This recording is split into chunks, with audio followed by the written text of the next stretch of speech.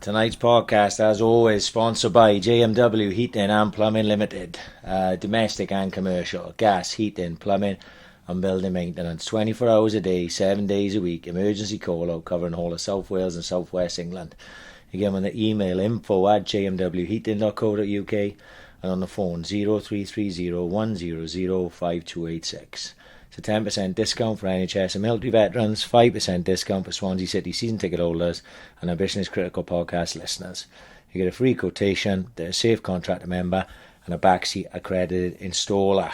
Also, the Bunkhouse Bar, Swansea's #1 live music venue. You know the drill. The tickets for all gigs are available at www.bunkhousebar.co.uk and you can get on them on all social media platforms. So get to Twitter, Instagram, Facebook and check out what they've got coming on. And they're now serving coffee and hot drinks all day. Last but not least, Boss Brewery, the double award winning now Boss Brewery, #AIC Effect of course. The Boss Brewery bar is only 200 metres from the Liberty Stadium. They have a new outside bar for quicker service and they're now open from the earlier time of 1 PM on a Friday through to a Sunday night.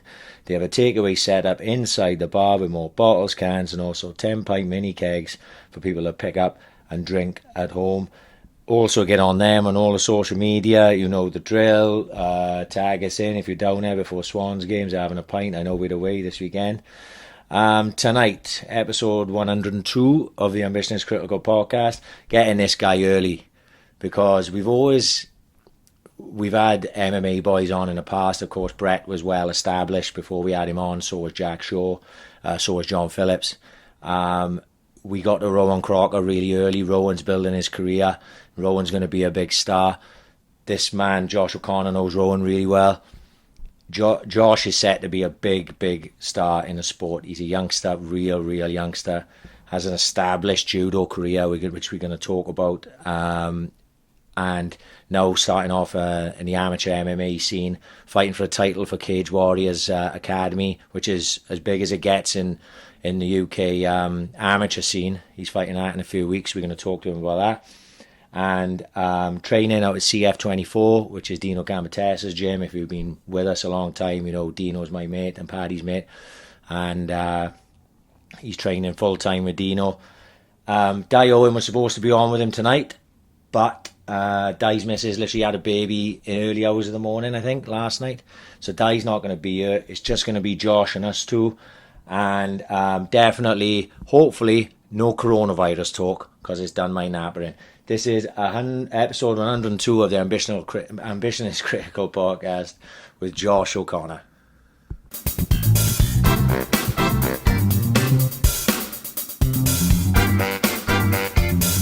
Ambition is critical. And literally, this is it, right? Yeah. Is this your first, media obligation thing you've done? Yeah, it's my first ever podcast or anything. But you haven't done, any interviews or anything like that? No. No magazines, nothing, is it? I just wonder because, I know you're starting off, and I wonder when that type of thing starts. I think you got Josh fucking right at the ground fucking level, innit? Yeah. This is as you fucking start in your journey, and we spoke about it one year. Quite a few times ago. Ages and ages ago, as in years, when he was first on Budo. Yeah. And that's right, yeah. The little build, the build up through and what Dino was saying, what Di was saying, it was no, this kid is fucking special. I knows the old man, see? Yeah. So I knows a bit of your history, for anyone who don't know, the old man is a fucking high level judo expert in here, you know what I mean? And he's a fucking character as well. I never forget, we played football on a Sunday morning against him once. We used for Brimell, and I can't remember who the old man played for. And Jinxie and him was nearly scrapping. Oh, I didn't want that. Oh my God. So they had a 50-50, and they squared up. And Jinxie sort of went to shove the head in him. He had him in a nip-on before he could say fucking Castle Mill. Mate, he'd flip Jinxie over his shoulder on a Sunday morning, mate. Honestly, a ref come out of nowhere and struck him out like the old valley. Fucking brilliant, mate. Fucking I met your man recently. We had talked about you on here, and I think Paddy, you told me about your dad being a big judo boy, and And I was with my old man somewhere. Do you man go to the Swans? Yeah, he's got a box up there because all the kids like the Swans. So he's always up there. That's what it was then. I was at the Swans with my old man, and he was. I came from somewhere, and he was talking to two fellas, and I didn't know who it was, so I just sort of joined in a conversation, 2-minute thing, you know, and then we went our separate way.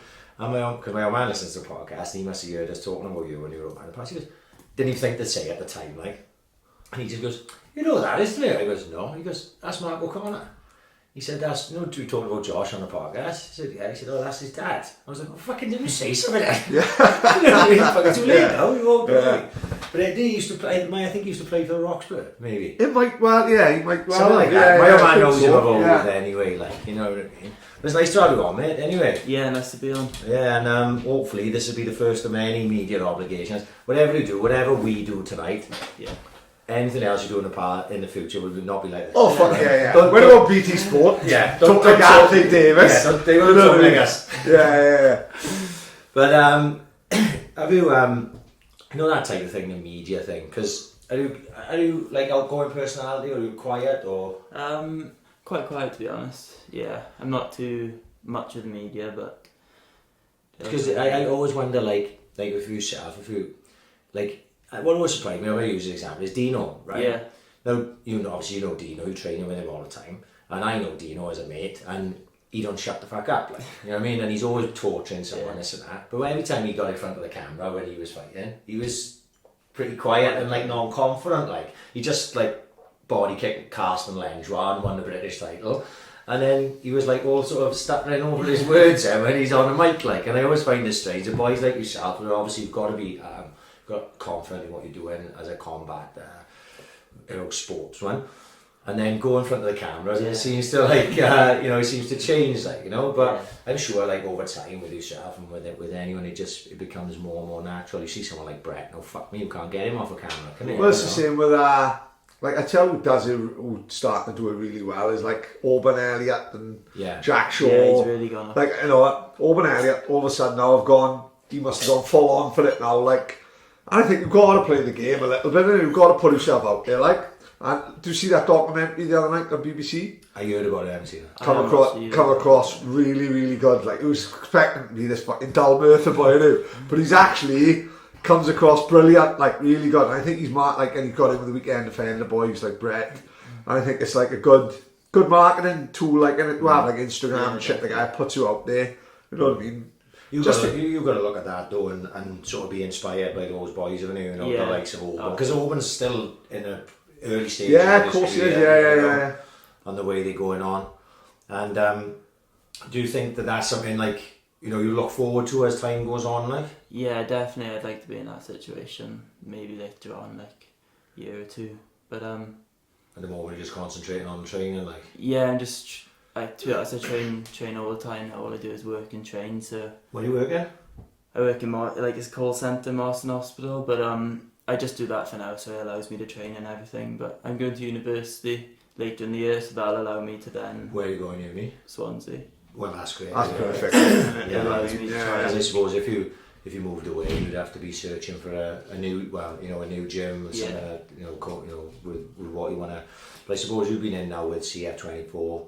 Pretty much from the early start of CF24, isn't it? Yeah, I think it was quite close to when the MMA team started. Maybe definitely within the first year, I believe. Because when I first started, it was only like 3 MMA fighters there, really. Yeah. But it's loads there now. Yeah, I was surprised. I was talking to Dino earlier, and he was rattling off some names to me. I was like, Dino, we've got all these boys in now. I didn't even realise. Because when CF24 was above Meadowview, like I went up there a few times and my boy was training when the boys were training upstairs, so I go up and stick my head and see Dino, and at the time it was like it'd be Dino and Di, Ricky George, Rob Hines was training there at the time. I'm trying to think who else was there. There's a couple of boys I didn't recognise their names. It was small, like, but obviously now, like, he's rattling off these names to me. I said, where? Obviously the new gym is a lot bigger, like, isn't it? Yeah, it's got loads of facilities. I think that attracts a lot of people as well, because you got all everything you got is there, really. Yeah. But I think the white collar, they did a white collar in Swansea. Yeah. And then a lot of the boys that fought on there stayed on, and just because our club hosted the white collar, they did all the training there. So a lot of people just liked that and stayed on to it then. So it's amazing that obviously we've been more involved with the white collar boxing over the years, like, but it's amazing how many boys do stay on and like fall in love with it like afterwards, you know. Fucking hell, I got into white collar boxing and ended up training for like 8-9 years, you know, because I just fell in love with it, like, you know. And who went through, was it Geraint Goodridge that went through? I think it was him that started white collar, wasn't it? He started off as just like a normal like white collar shows, and then don't forget, mind, it can easily, just because someone's never boxed before, mind, it can easily take to it like a fucking duck to water, can it? You know, it might just come natural. Do starts at 28, you know what I mean, just for one fight. Like, you never know, you might have like a natural talent, which some people do, which is people always say, don't they, that anyone could have a talent. I could be the best fucking skier in Europe, you know what I mean? I could be fucking better than fucking Eddie the Eagle and Martin Bell and people like that. But I've never gone fucking skiing. I did go skiing once with a Morva when I was a skiing thing. Played havoc. Guy broke his fucking leg. He crashed into the fucking the hut where they were selling burgers. No, they got like a big slide and a little slide. Not slides, are they? Big course. Slope. Big slope. And then a little tiny slope just to practice. Well, I was on the practice side, and I went down like at 2 miles an hour. This fucking geezer's coming down now, full on John, fucking 30 miles an hour. He's not zigzagging, he's just going straight. Yeah. But I just fucking held my hands to my face because I thought he's piling towards me. But he done a quick fucking turn left and ended up fucking, they called the ambulance for him and everything. I sort of slid off and ended up sticking the fucking skis in the boot because I couldn't get him off quick enough. Fucking nightmare, like running around by Morrison's. Like, it wasn't even a Morrison's then, it was more of an AstroTurf. Yeah, but no, I was talking to Dino about I didn't realise he'd been involved with the white collar MMA. Was you helping train the boys then at that time? Yeah, I was doing little bits and I coached, like, it was 2 teams, so yeah. I coached the second team in the actual white collar. Well, you cornered them on the night, like, that was a good experience yeah, exactly. Anyway, being in there and that, like. No, but I was talking to Dino about it the other day, and you know, he thinks that could be a good avenue because obviously the amount of boys that stayed over and started training in the gym, he thinks it could be a good avenue for the right. You lost me. I thought he was on about white collar boxing. Is this the white collar MMA? So is this well, that's like Josh about it because he obviously was so is this like this ultra white collar? They used to do the boxing. Now they've branched into MMA, is it? Yeah, so you probably see it all over Facebook. Yeah, Sign up, you get 10 weeks training, or something like 10 or 8 weeks, and then you literally just fight from someone from the same club. So say now 20 people come, it's 2 teams, and then they sort of match it up in the club then. So is it, I think with boxing, pretty straightforward, isn't it? As long as you can throw a jab, hold your right hand up your fucking face. They always end up turning into a fucking war, don't they, right? You know the amount of white collars I've seen in the fucking gym. So I know. I'm very similar. I like to shoulder roll, like and then he ends up chucking more windmills than fucking Holland and then fucking Oceania. But like, it's fucking quite hard to teach someone the basics of MMA in 10 weeks, and like, is lot. So is it? To work out, do they end up brawling or do they end up fucking pulling fucking rear naked chokes and all that? Or is it mainly stand-up shit?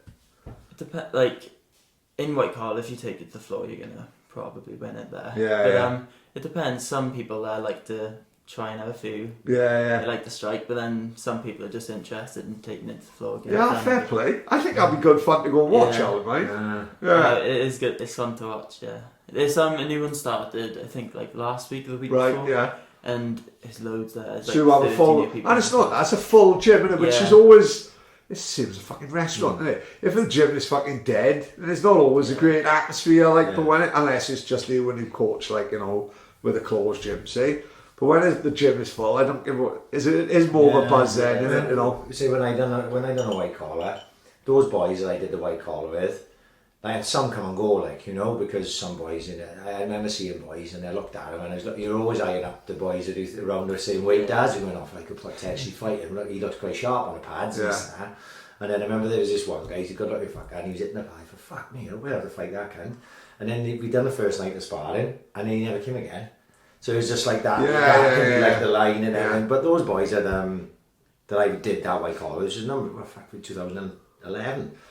Like I still parley with them now for Facebook, Instagram. You know, you remember that time because it was such a good laugh. Yeah, you know, yeah. we was going out, and even though we knew we were all going to have to fight each other at some point, we were doing road runs together, and we were down the beach on like a Sunday morning doing fucking circuits and everything. It was just a great laugh, great experience, like, of course, you know, and then the night. So yeah, I'm like I say, I'm a big fan of getting into it, because it's no harm, is it? Even if you don't go any further, you just do it the one time, like, you know. And like I say, boys, you should just get in a gym and just do something or try something out, like, you know. I think, I don't, like, I thought about, when Dean was mentioned to me, I thought, fuck, can I have a crack at the MMA? Because that's my natural reaction. Right, like, yeah. I'm like, all right, only 40, but can you just fucking knock it on the head? I find There's a lot MMA to as it. a sport far more brutal than boxing. Like, no Budo, when we had when we had like the cage boxing, they're all quite nice and civilized, and you know. But then no, the MMA, you know, the boxing tend to go the 3 rounds. You very rarely see the knockout, like. Whereas when the MMA comes on in, it's fucking balls to the wall, like it's fucking wild. Elbows flying. It is though. It is. But with the white collar, there's got to be a change of rules to that, isn't there? It's No biting. no. It's headshots standing up, but no headshots on the floor. I think that's it. You can't even punch the floor, so it's just literally grappling on the deck. You can punch everywhere apart from the head. So Right. I think you can knee to the body as well, which is. But you just So standing, can you knee to the head? no. Right, so It's if you just knee to the punches body. head. I think there might be kicks to the head, but I'm not too sure. Can you knee to the body, kick to the Yeah. body, kick to the leg, Gloves? I'm assuming. Still small gloves. No, they're proper big. I think they're like 16 ounce, but. So they're bigger than So your it's basically boxing So gloves. they're bigger than your right, arm. yeah. What are your army MMA gloves? I think they're like 8. Is it, Six, so, yeah. so they are big. I wouldn't even know they'd be able to grapple in 16 ounce yeah. gloves. It's like an MMA glove, but it's so padded. They do have the fingers free, Free. so you can try and grapple, but it's really hard. Suppose Yeah. they're like sparring gloves in. Yeah. Yeah. So more, I think in that situation, more likely to stay standing. Aren't they? Yeah. Because if you go to the ground, you Yeah, can't really solid, grip yeah. and do that type of thing anyway. Be interesting. How come you'll have to be MCing that? You've got to shut No, this I down. think they have. Is it the boxing ones used to have 2 rooms, didn't they? Should have like a one going on here, one going on here. I think it's quite a big national event, isn't it? The ultra white collar, like it's Yeah, a they big, do it loads of different. yeah, they Bristol, do it all over everything the country, that. like so they'd have the I've young seen guys, that like. place, but Yeah. You know, they'd have the young guys. I got my eye on them. I'm gonna fucking let they tie us down outside. Don't worry about that. They'll come back and be a big turd and they fucking ball it. You've got to take a percentage if they come Exactly. into you. Like racketeering, like Bumpy. I'd be like Bumpy Johnson, would I? Fucking standing outside the Liberty, he'd be fucking riots, you know. But obviously, with your man being judo guy, you were just literally just brought up in that way, was it? Yeah, my dad was doing judo ever since I was young, so I think I started at about 5, and as soon as I could. God, that get in, seems so young, doesn't it? Yeah. 5. I was straight on the mats as well, like whenever you go training. Where did he train Gendos, was it? Yeah, we Is started Gendos at his Gendros. his own club? Yeah, he Yeah, started Gendros. What, in the like community ages centre? ago. Yeah. Yeah, but before then, I believe he used to train pretty close to where I live now, Locha. Right. But I've got a faint memory of going to a club down by there somewhere. But yeah, ever since I just got on the mats early with him, and then he brought me up training all the time with him, and then competitions every weekend from like a young age. Because your old So man it's was, been quite what solid. level, like just so everyone knows, what level did your old man fight at? Nationally pretty high, like for Team GB. And Yeah. Were they in the Commonwealth Games? And I believe so, yeah. yeah, sure he did. Like, I'm Yeah. sure I remember vaguely. He would have only been a nipper mine, but I'm sure I remember. Like I say, I know he fucking represented Britain and fucking Wales, but I'm Yeah. almost positive that he was with Commonwealth Games and fucking that level. He's Like, mentioned that, I think. real high level. Yeah, like. yeah. And this was in the time as well when Judo 1 saw, I suppose, it's always been relatively popular, innit? You know what I mean? But he was the stand-up one that everyone knew. Yeah. And he's quite similar to himself. He got a bit of the madder streak in the eyes than Josh, like, you know what I mean? He got a bit of the turn in the eye that was frightening, like in a fucking dark corner, like. Yeah. But he's again, same as him, like fucking, like softly spoken, nice gentleman, really good fucking guy, like, you know what I mean? Just happens to be a fucking killer, you know what I mean?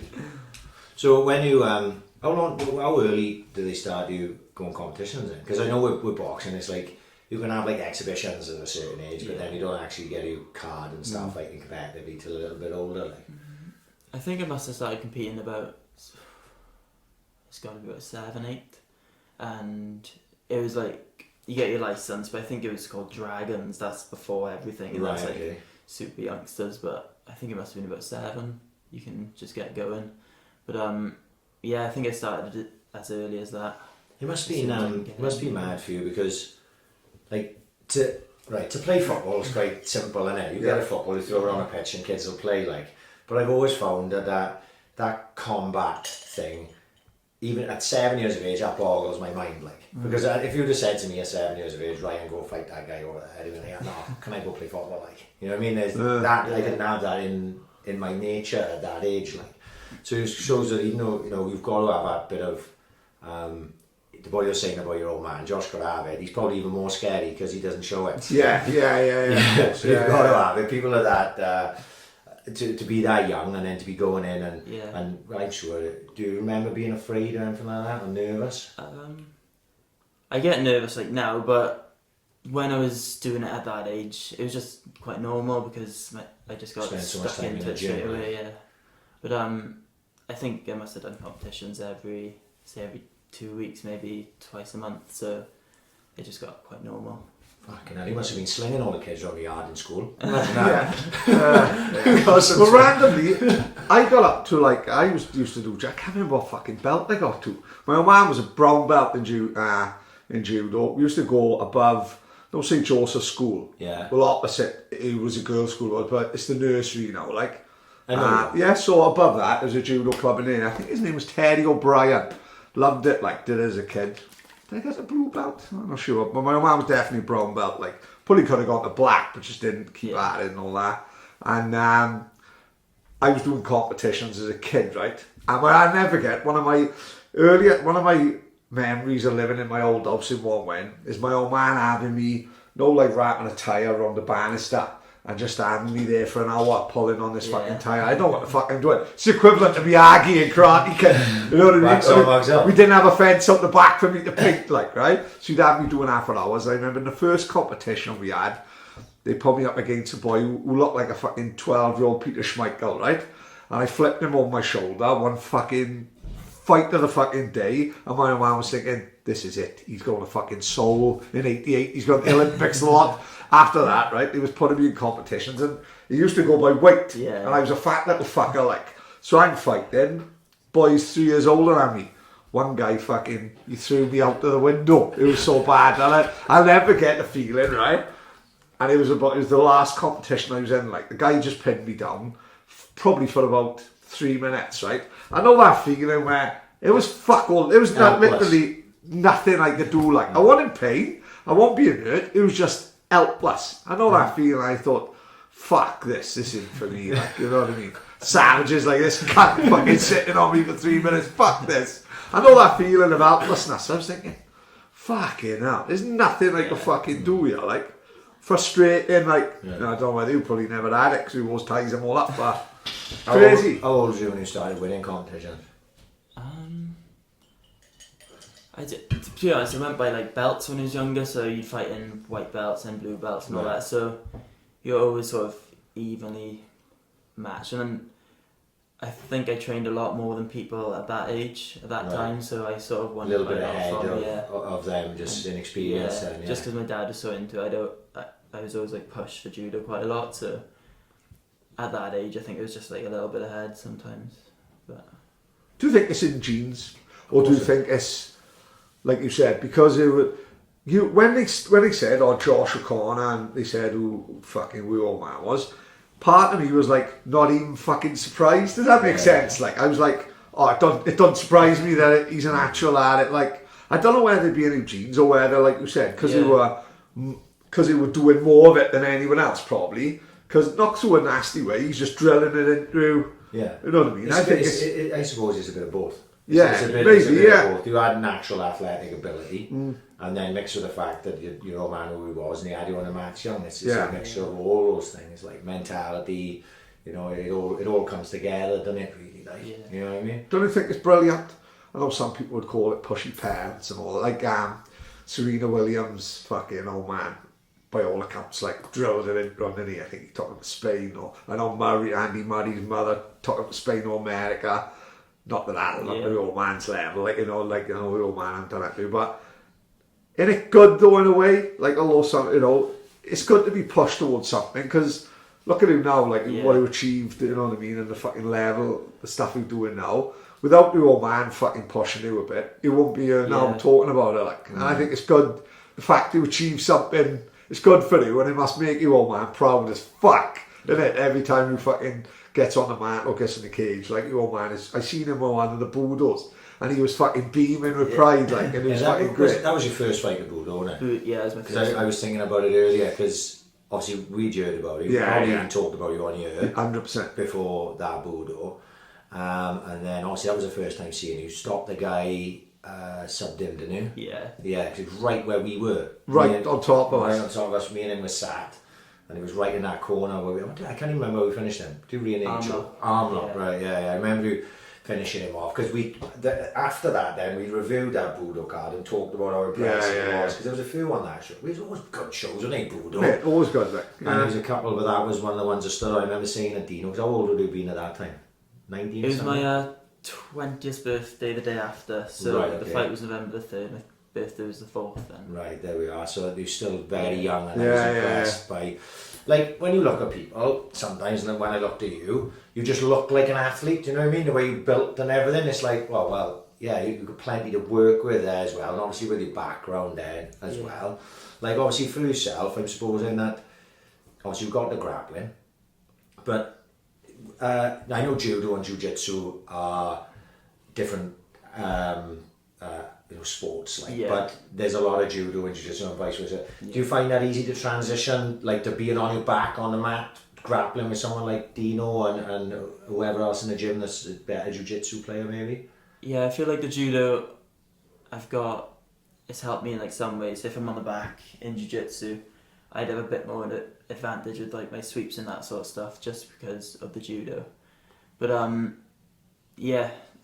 definitely have an advantage. Like, it does help with that, but it's just getting used to all like the boxing, all the stand-up. The stand-up stuff, because I suppose, like you say, the Judo and Jiu-Jitsu can go a bit hand in hand. Yeah. And the wrestling, and then, like you say, the striking game is a completely different thing altogether, isn't it? There's a lot to take in. I started striking like 2 months or 3 months before my first fight, so that's not a long time. For the first fight, I didn't. No. All I knew was like a leg kick. Right. So I just. And that's more like a soccer kick. Yeah. Are you confident with like leg kicks and all that? Yeah. Ever since after Christmas, with the new gym and everything, they've got so many sessions now. They got like Muay Thai, boxing, like all specific stuff. Like in the old gym, there'd just be MMA and Jiu-Jitsu, but now we've actually got wrestling, boxing, I've seen you got Muay Thai classes, everything like that. So yeah, I feel a lot more comfortable now. With most people that have come from the background you come from, and then the athletic abilities you've got anyway, I always find that they're probably more likely to pick things up quicker anyway. Like, you know what I mean? You look at all of the great American wrestlers that have gone into MMA, and at first all he did was ever take people down and hold them on the floor and ground and pound them, and then over time, and you look at Daniel Cormier, he's like a great boxer as well as his wrestling, and there's been so many like that. I think if you've got that ability, you'll pick things up a lot quicker, especially if you're working with good people, like, when you're drilling it, like if you're in the gym probably every night, you're gonna get good at that, pretty quickly. I would imagine. Like Brett, I remember, like we talked about with Brett when Brett first came on. I took Brett on the pads fucking years ago down in Chris Reese's when they were in the Biffy's gym, and Brett was only sort of like really starting his striking in, and he was still very slick, man. He had a natural ability for it. But when you see Brett stand up now, it's like light years ahead again. Like, you could put Brett in a stand up fight and he'd have no problems. Like, So I think that all that stuff will come too, especially at a young age. I think. Yeah, I think it's just putting the time into it, because like now I'm putting. I'd say for my first 2 fights, I was still like super grapple heavy, and I didn't put as much time into the stand up, just because we did MMA and Jiu-Jitsu, and you could only get so much time in them classes. But I think I must put like 5 hours a week into just striking, and that's just the striking. Besides like jiu-jitsu and all the grappling, so yeah, it's a lot better now with all the. It's amazing, mind the different aspects of MMA, how much you have to put into it, isn't it? You know, incredible! It's just incredible. Yeah. Like, because you just think to yourself, like, I think that's why I remember talking to Dino. I just finished playing football, and Dino was training at Chris Reese's at the time. It was about 2010. And he was like, "Why don't you come training with us, like, you know, come do jiu-jitsu or something?" And I was like, "Oh, fuck yeah, I'm up for a bit of that, you know, go on, and I'll try." And I said to Dino, "I'm going to do it, I'll come next week," like, and I told my old man, and he goes, "Oh, right, do realise Dino's injured all the fucking time, right?" True, yeah. He said, "Right," he said, and then I was thinking about it, and I was going, oh, if I do jiu-jitsu, and then I do no-gi grappling, and then I'm trying to do striking, and then it's a lot. Yeah. You know, and that's why I ended up deciding to just go and do boxing at Chris Davis's, because I thought to myself, boxing is just boxing. I know it's a lot, right? In its most basic form, it's one skill, right? I know to become good at it, you've got to master a lot of things, like. But I thought to myself, I can hold my hands up, I throw punches forward, and I got the very basics. Whereas I only play simple basic things that I have to learn if I was just grappling. That's why I didn't do it. So to get up through the levels like you're doing now, it's a fucking massive undertaking. Like a lot of time to yourself, I'm sure. You need to the thing is, you need to know everything as well, because if you're like super good at stand up, some grapplers just gonna be like, oh, happy days, I'm just gonna take him to the floor, hold him there 3 rounds, and all your striking's out the window. Yeah, you really need to.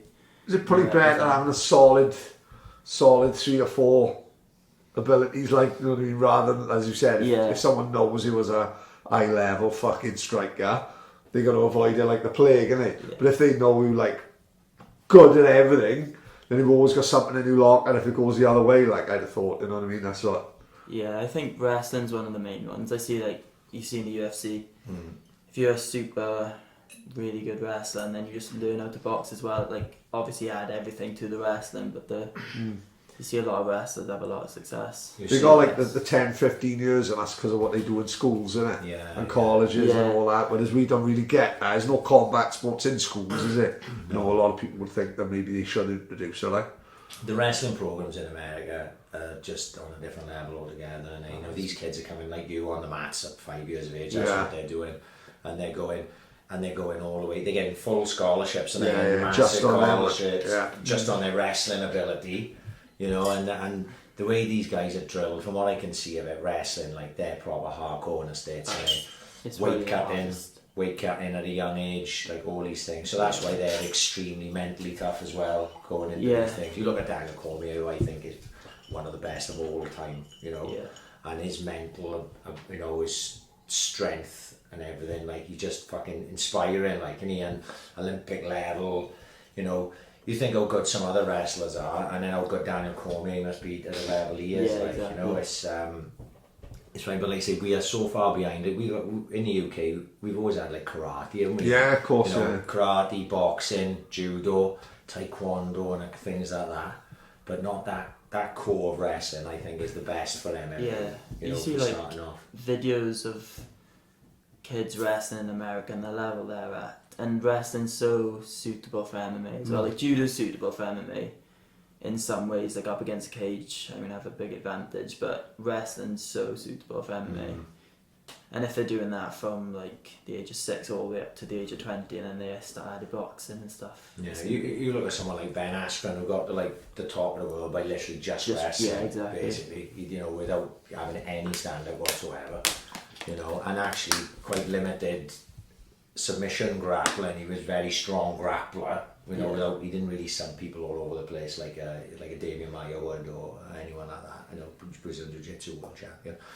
But I think wrestlers, it can get higher up the sport without actually expanding their game. Yeah, definitely. You know, whereas like a striker, if you had like a world champion kickboxer, like Adesanya now, say for argument's sake, you know, world level kickboxer, he's managed to implement that. Like Chuck Liddell had the sort of he's got enough wrestling that he can keep you off him, so he can implement his kickboxing, like, you know. But it's hard for a lot of strikers. You get frustrated. You watch. I watch like a good striker, and they fighting a wrestler, and they just get fucking mauled on the ground, and you go, "Oh, can you stand him up?" Like, you know. But that's mixed martial arts. Yeah, that's what I like with the wrestling. It's like you get a high level wrestler and they can just shut good people down, and that's what you get if you're a good grappler. They can shut people down and win. Yeah, you can control where the fight takes place. Like, it's pretty frustrating as a striker as well. You can't really do much about it, can you, if they're that good as well? So. Till I was watching a few months ago. I got obsessed with for a bit. And it was really exciting. I would never really caught on to the masses. I don't know all the old Dutch boys kickboxing and all that. Ramon Decker is in all them. See how exciting Host. See how exciting all the fights are. Amazing. And they like never. Well, I had a spell watching Glory. You know Glory kickboxing. Yeah. And it was the most exciting thing I'd ever seen. They literally just go in the ring and they just stood in the centre and they'd fuck out each other. Bob Sapp can't move. Yeah. Out in Japan, he's like a fucking film star, isn't he? He's on the front of fucking cereal boxes and all that. Yeah, but in Japan, what's different in Japan is they like a freak show fight. Right. So Sapp was big in Japan because he was this like 300 odd pound monster. But game though. Yeah, well, he fought everyone. Yeah, he got caned by pretty much everyone yeah. as well, like, you know. But in Japan, he was big because he was a bit of a freak show thing. Like Fedor fought a lot of freak shows, and he fought Zuzinho, I think his name was. He was like, have you ever seen this fight? No. You know what I'm talking about? Yeah. Right? So Fedor fought this guy called Zulazinho or something like that. He was I love him already just by his name. Looked like sounds like Godzilla's cousin, doesn't he? A Brazilian sumo wrestler. That's what he looked like, and Fedor smashed him up. But he fought a South Korean kickboxer called Hong Man Choi. He's like 7'2". So Fedor's only about my size, but he's bigger obviously because he's heavy. Yeah. And they don't look right when they stand alongside each other. And because he was so big, Fedor was the best in the world at the time, but he gave Fedor a lot of problems. But Fedor ended up he had him in mount and he ended up arm barring him because he just left the arm out there because it was so long, and Fedor arm barred him. But that in Japan they did a load of that. Like Bob Sapp fought Crow Cop, and Crow Cop kicked him in the face, like broke his orbital bone. Right. Yeah, proper sparked him. They did a lot of that in Pride. But they were selling like 100,000 people. Oh man, yeah, the Tokyo Dome was full. Yeah. All the big walk. I always liked the walkway. Yeah. Walkway to the ring. So they didn't like have to go up steps into the ring. They would go walkway to the ring, and all the fucking fireworks would be going off, and they'd have dancers coming down in front of them. I thought it was brilliant. It was all sponsored by the Yakuza. That's not the problem. Who wondered how they can afford it? Dino tried doing that with Budo. The guy from China Garden tried taxing him, didn't he? You know what I mean? But that's what made it what it was, because everyone was roided to the gills. Like they were all the Yanks were going over there. Like Mark Coleman was going over there, steroided the fuck, and Phil Baroni and all those, and they were just all in really exciting fights. Like I fucking love Pride. Soccer kicks to the head. Yeah. You know what I mean? And all that. Randleman dropped Fedor on his head. Remember that one? Yes. Yeah. And there was all sorts of brilliant fights like that. But I think now. Ryzen, isn't it, in Japan now? Ryzen, R-I-Z. Ryzen, yeah. Is that another company, is it? Yeah, and there's one in a Lord One FC's in China, innit? But that's legit, one FC. Yeah. I'm not sure whether they test it as regards to the Mexican supplements, like. But they... In Ryzen... Josh will be going up to China, he'll be 18 and a half stone. Yeah. No, but like I say, it's a different game altogether. Like, you know, I think one FC's pretty legit, but that Rising in Japan, no. They don't have the monkeys. No, it's like the second coming of Pride. Yeah. They just haven't got the star power that Pride had, because they sort of lost all that sort of. Once Pride went under, they all moved to the UFC and with wank, didn't they? And now obviously they've all got older now. Didn't the UFC buy them up? Yes. Yeah. Clever move, like. For a long time, see, they reckon, you know, they'd have the Pride middleweight champion. Vanderlei Silva was Pride middleweight champion. Did Chuck Liddell actually at the time with the weight classes, middleweight was light heavyweight limit, was £205, if I remember rightly. And Chuck Liddell then was light heavyweight champion in the UFC. So they wanted to set that fight up against each other. So they sent Chuck out to a tournament. Pride did a tournament, right? And UFC sent Chuck Liddell out because they thought Chuck Liddell was going to against everyone. So in the first round, obviously won a one-night tournament, it was like overtime.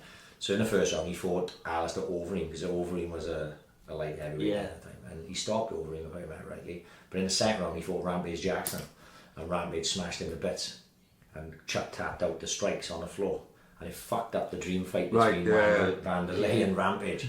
So then Rampage fought Vandalay Silva in the final, and Vandalay Silva beat him. Right. Yeah. So Vandalay Silva. I think there's a documentary on There's on the quite a UFC few. channel. Like, some good documentaries. There's on a it. Pride one when they did was it UFC 200, and they did all the videos and the lead up to That's UFC it, 200 and they did one like the story of Pride, and it was on. I think I watched it on UFC Fight Pass or something. It was brilliant, yeah, because it's real characters, like Rampage and Mandalay and all that, and they all fucking hated each other.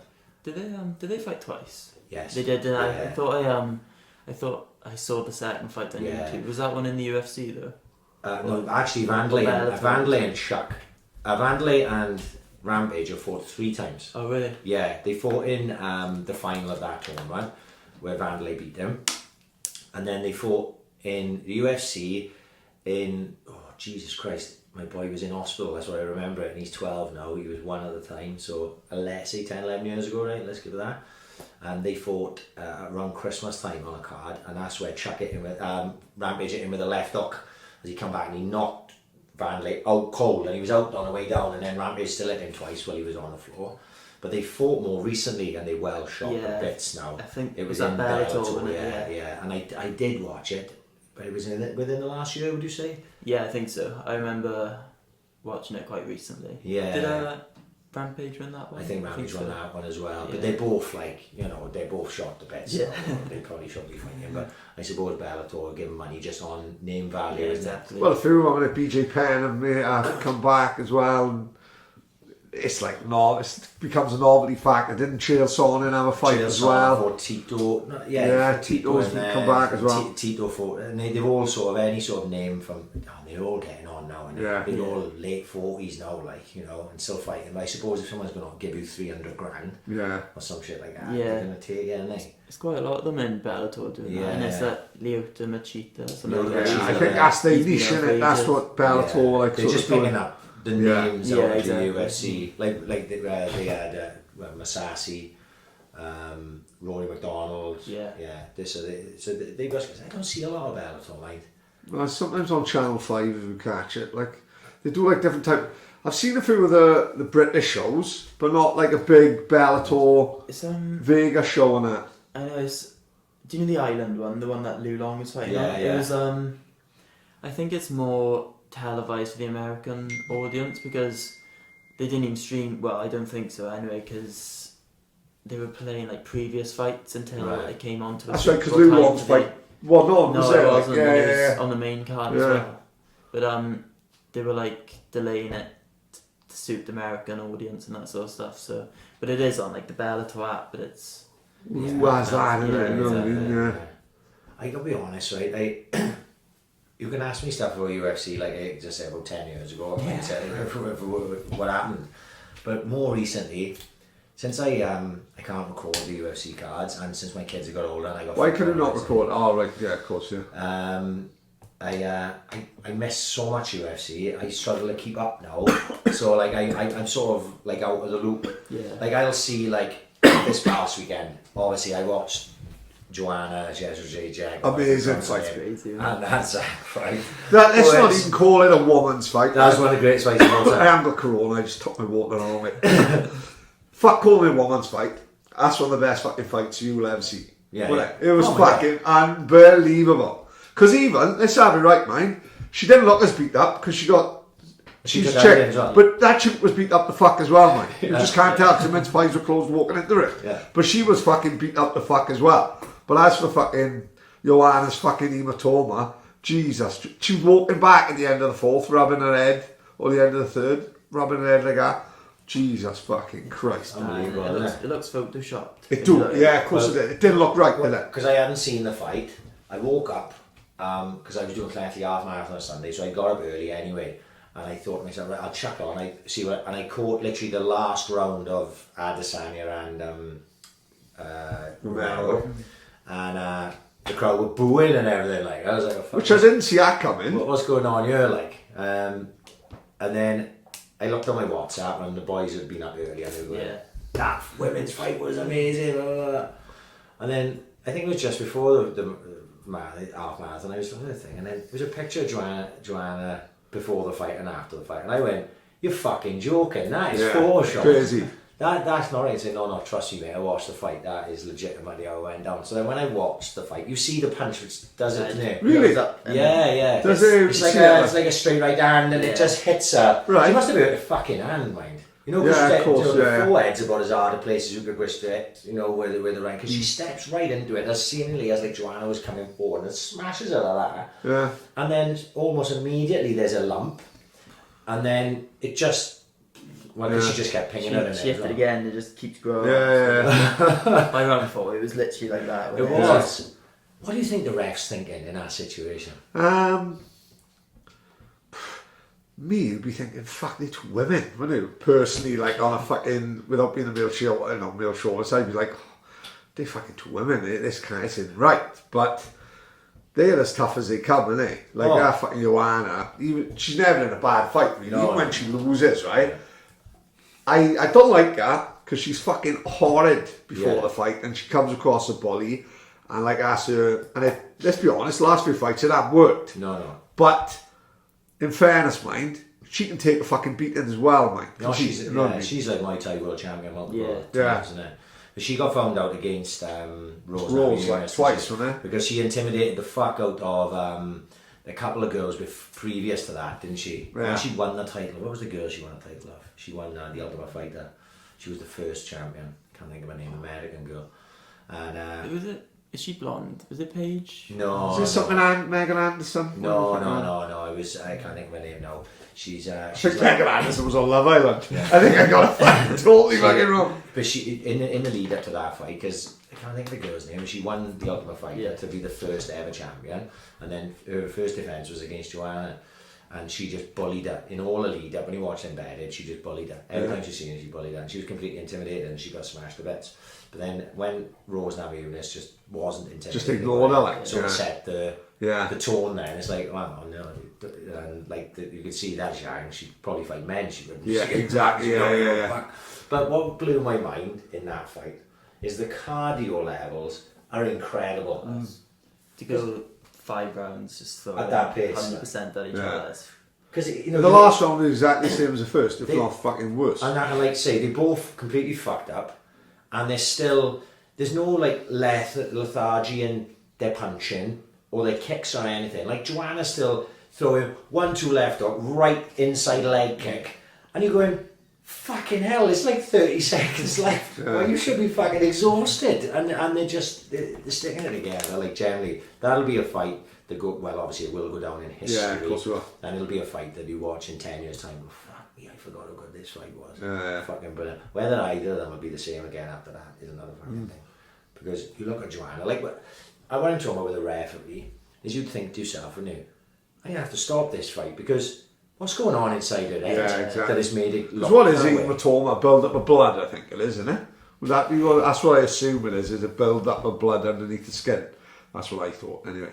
But, fuck. She went to the hospital and they gave her the all clear, didn't they? Really? They discharged her, like, I saw is that right? some aerials on his face they've been discharged after a while, Fucking unbelievable. Yeah. You'd think like that. God, we were going to keep her in for about 6 months. Give her some scans. Yeah. Well, that's it. I'm sure she did have a brain scan and that, but God, you got to get some ice on that head, haven't you? Man, I banged my head on a flower pot in a week. I got a lump on my head. How the fuck did you do that? It worked, didn't it? I fucking had my headphones in and my cap on. I didn't see a flower pot above my napper. There's fucking blood everywhere, all over fucking woman's fucking garden home. The top of the nut is one of the worst places you can do. Is it really? Yeah. Something to do with the pressure in the top of your head. If you cut, I'd done it twice, and fuck me, 3 times we've had when I got last, and it just literally just squirts like a fountain. And the blood will come off your head like that, like. Oh, not as bad as the one I had the other week. Fucking hell! I did go to hospital the other week. I was at my A&E, but I didn't go up to Morriston. I goes to Port Talbot. They were only there fucking half hour. Fucking. Till he fucking nagged or she went for tea. I cut my finger on a fucking free bentos pie. Knowing fucking them ones who got a fucking... Yeah, they like that. Mate, they are fucking 3 tin openers fucking broke me. Right? Honest to fuck, till he said, 9:30 in the fucking night, I want fucking pie and chips, fucking little fat cunt. Fucking 9:30 in the night, fucking when Cinderella once, 2 fucking tin openers we broke. I had to go over Leanne's house over the road. She lent me a tin opener. that fucking broke, so I always her fucking tin opener. I hope she don't listen. I gotta go to B&M tomorrow and fucking replace it. Then I starts trying to open it with a knife. Oh yeah, bad idea. That's what happened then. Fucking hell. They sharp mind them Free Bentos pies. They cut my digit right to the fucking bone. Yeah. Oh, fucking nightmare. Up here for fucking 3/4 of an hour. As it happens, I didn't need stitches like fucking till he didn't have a fucking pie. Dopey fucker. I give a fucking spaghetti bolognese instead, which I should have fucking given in the start. Because you're never going to cut your hand on a fucking bottle of ragu, are you? Fucking stupid, spoiled little fucker. Did you do a lot of travelling with judo when you was young? Were you in like the Welsh team, the GB and all that? When I was younger, say now, below like when I was still training with my dad and that sort of stuff, we used to travel up to England, like say twice a month all the time. So I did the travelling up that way around Britain, and then got a bit older, so I went to like Belgium, that sort of stuff. So we got travelling around, but because there's in judo in Belgium, there's always like competitions where there's like 50 people in your weight, so you're going to get loads of fights if you do well there. So we always wanted to go to them ones. But when I got into the Welsh squad and then the GB squad, that's when I started going to like European Cups and all that. So I'd say probably about 3 or 4 years ago is when I did most of my travelling. I travelled most of Europe with European Cups. I've been to like Brazil, Japan, all over really. Where's the hotbed for judo? Where would you say is like the number one place? Japan. Japan. Really? Yeah. Is it really? Yeah, I went out there for 2.5 weeks, and every club you go to is filled with. Say now, I go with like the Welsh squad. There'd be people, they do it in like their sort of high schools, right, and they'd be on, I think they're like 16, 17, and they're well higher than my level. Like when I was out there, and they're just... Do they treat it like wrestling in America? Yeah, it's just normal for them. They train like 3 times a day in all their sessions. We class it as a solid session, but it's just normal for them, literally. We went out there and it was, I think, 4-minute rounds one time, and it was just flat out for 2 hours, and people just go in and out. It's just sparring for 2 hours, just non-stop. And with them as well, because they're at such high levels, you never really get an easy practice. Even the 16-year-olds, they're just so good. But that for yourself, then that's amazing experience. Yeah, it's probably like build like standing in good stead for now. I should imagine, like, you know what I mean. 10,000 hours, I think they calls it, isn't it? I think the you that term, the new steel sharpen steel type of thing. So that, you know, that's why these big gyms in the States, and you know, you've got so many good boys there. You know, when you go training, and you're always training with someone who's going to fucking push you to the limit. Like, and totally, I'm a believer in that in anything. You know, if you're a good football player, you should try and get and put yourself in positions to play with good football players. Take yourself out of your comfort zone.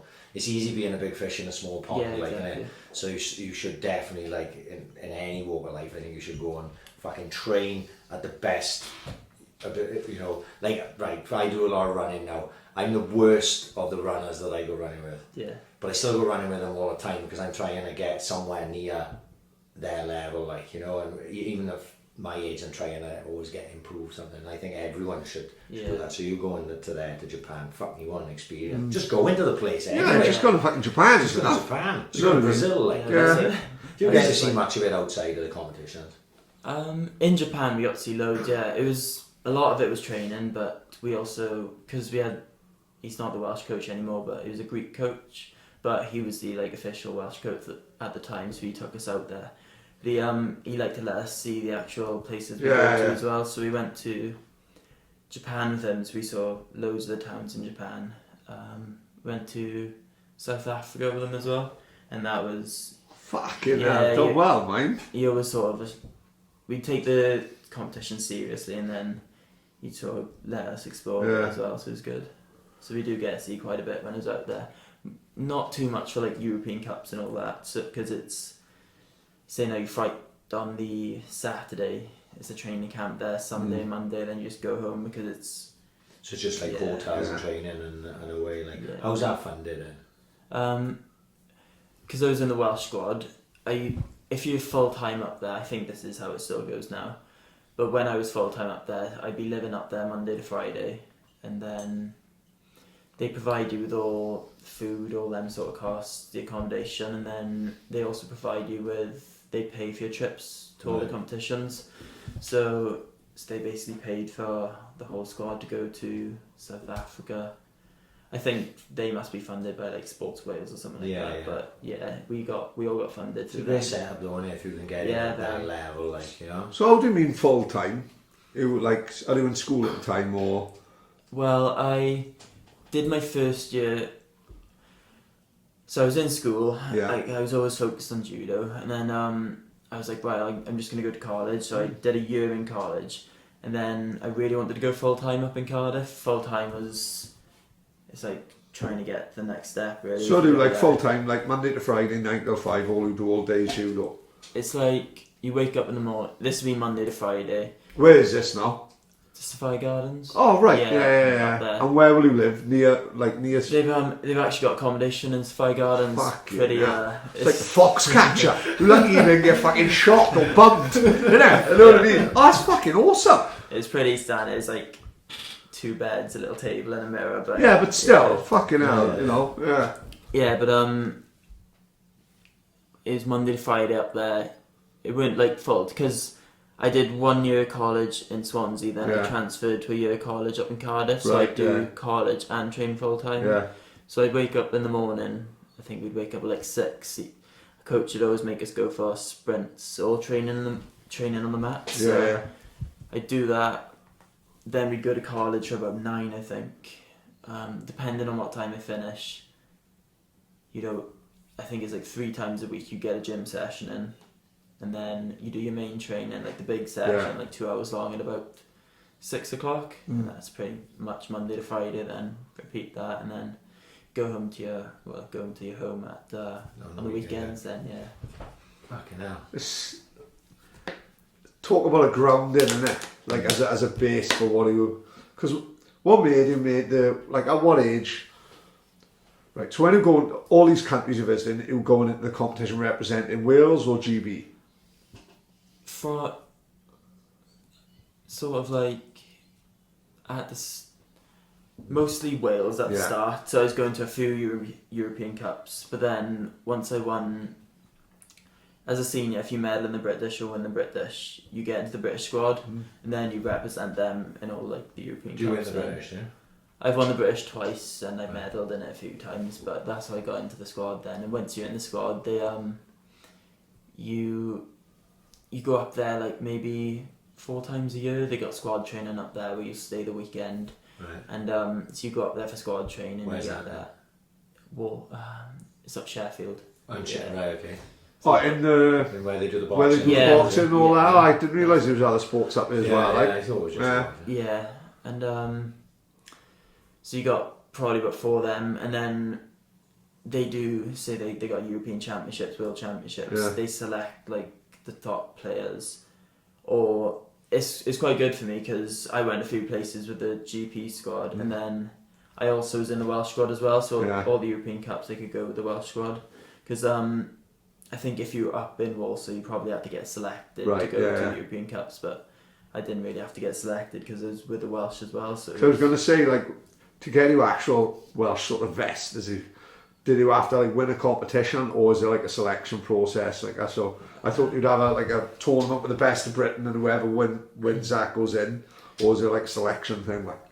For the Welsh squad, or for the both of them, like? For the British, it was you have to medal in the British Championship. Right, so, okay. Which is probably fair, isn't it? I think that's the fairest way of fucking going about it, like. Yeah, and the British was quite hard. It'd always be competitive.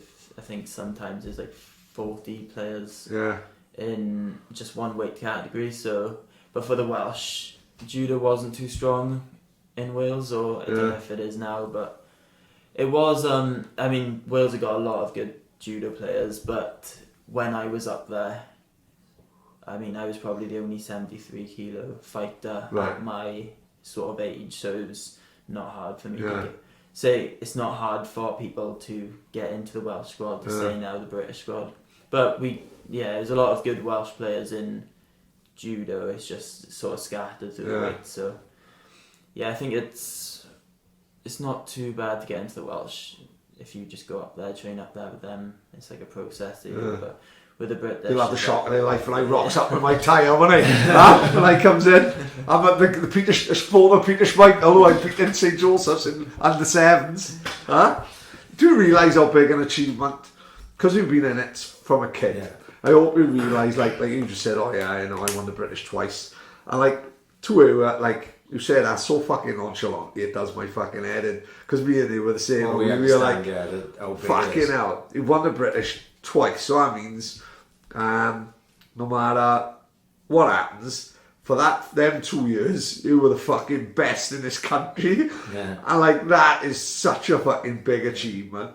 Who plays it down, obviously, like, you know what I mean? Like I said, because we've been in the sport fucking so long, and he was so good at it, probably just come natural. Do you get a sense of like what an achievement that is, or do you just think, because you're living in the moment all the time, you just think? Yeah, I do. Like, them achievements I'm really happy with. Sort of like the second British champion, the first British Championships I when I was a bit younger, so that was when I was younger. But I think I won it in my cadet years, and it was like probably about 50 people in the weight category as well. Right, so yeah. When I won that, I was really competitive. Fuck yeah, it's a lot.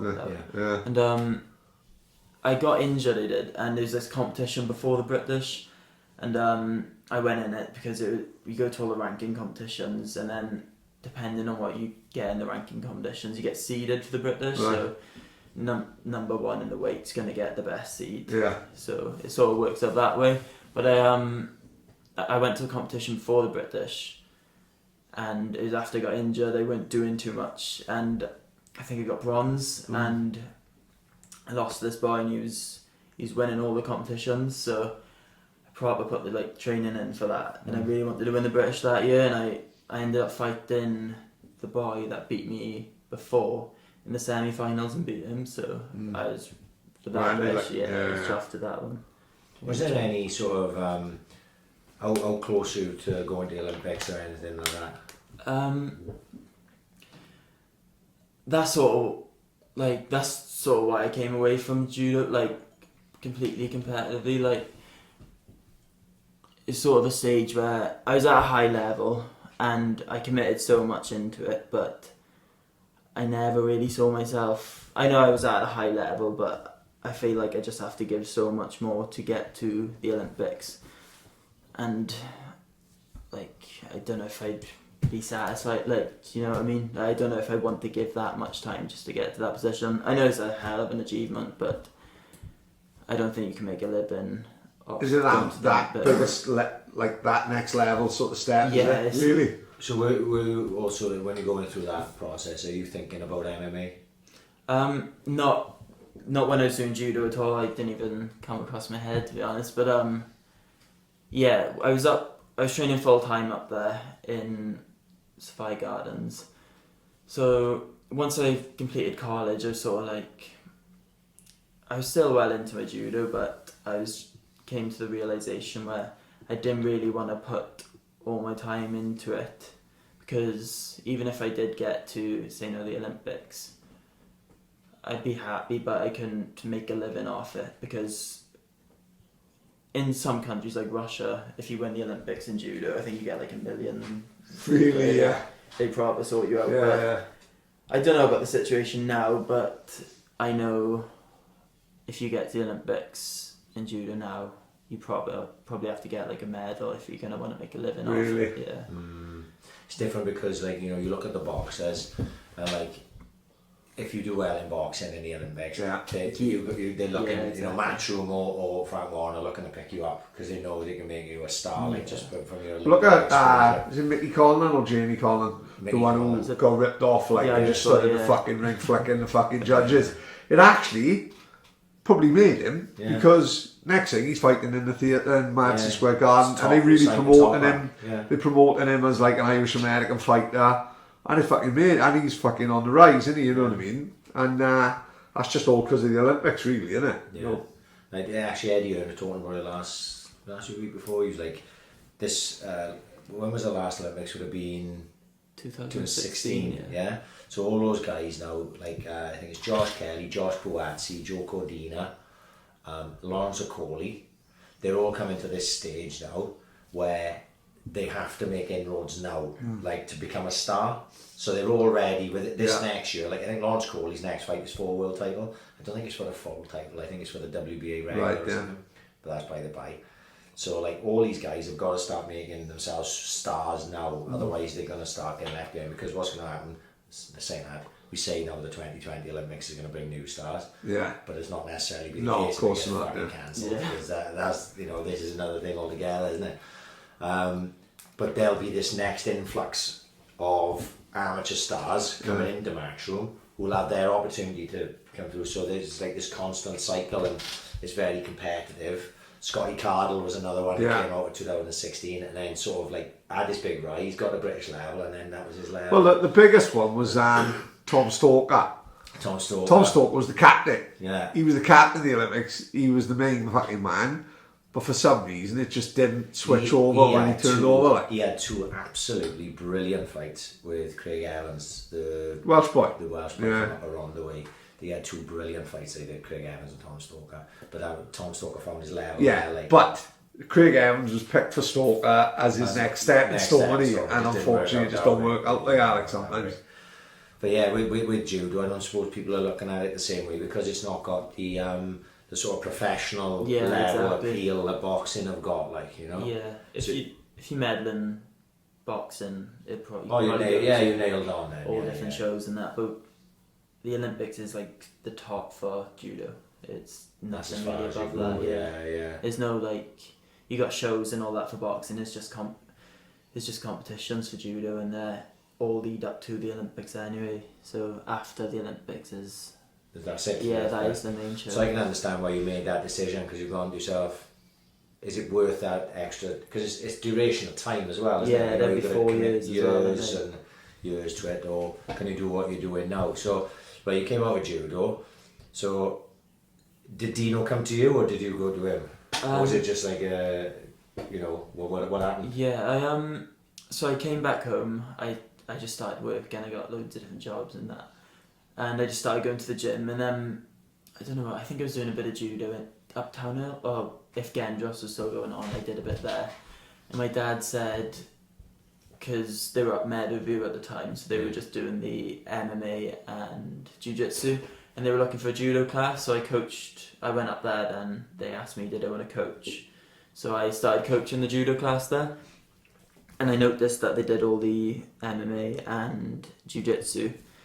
So I just jumped straight into it. They said, because I'm coaching the judo, you can jump into all the sessions, just crack on. So I think I was doing a bit of the jiu-jitsu, and then a month later I did my first MMA session, and then I think 2 or 3 months later, that's when I got the Budo fight then. So you just fell in love with the mixing it up? And I think it was just like the striking aspect, because I have never done anything of it before, it excited me. So yeah, I was going to, as soon as I started, even though I only had like a few months before my first fight, I was always doing the MMA, and then, do you know Gwent Boxing Club? Yeah, of course. I just kept going up there in my spare time and that sort of stuff. So who were you training with up at Gwent? No one, just they go in there, I think it was like £11 a membership, and then £1 every session. It's amazing. You got sauna there, the full isn't it?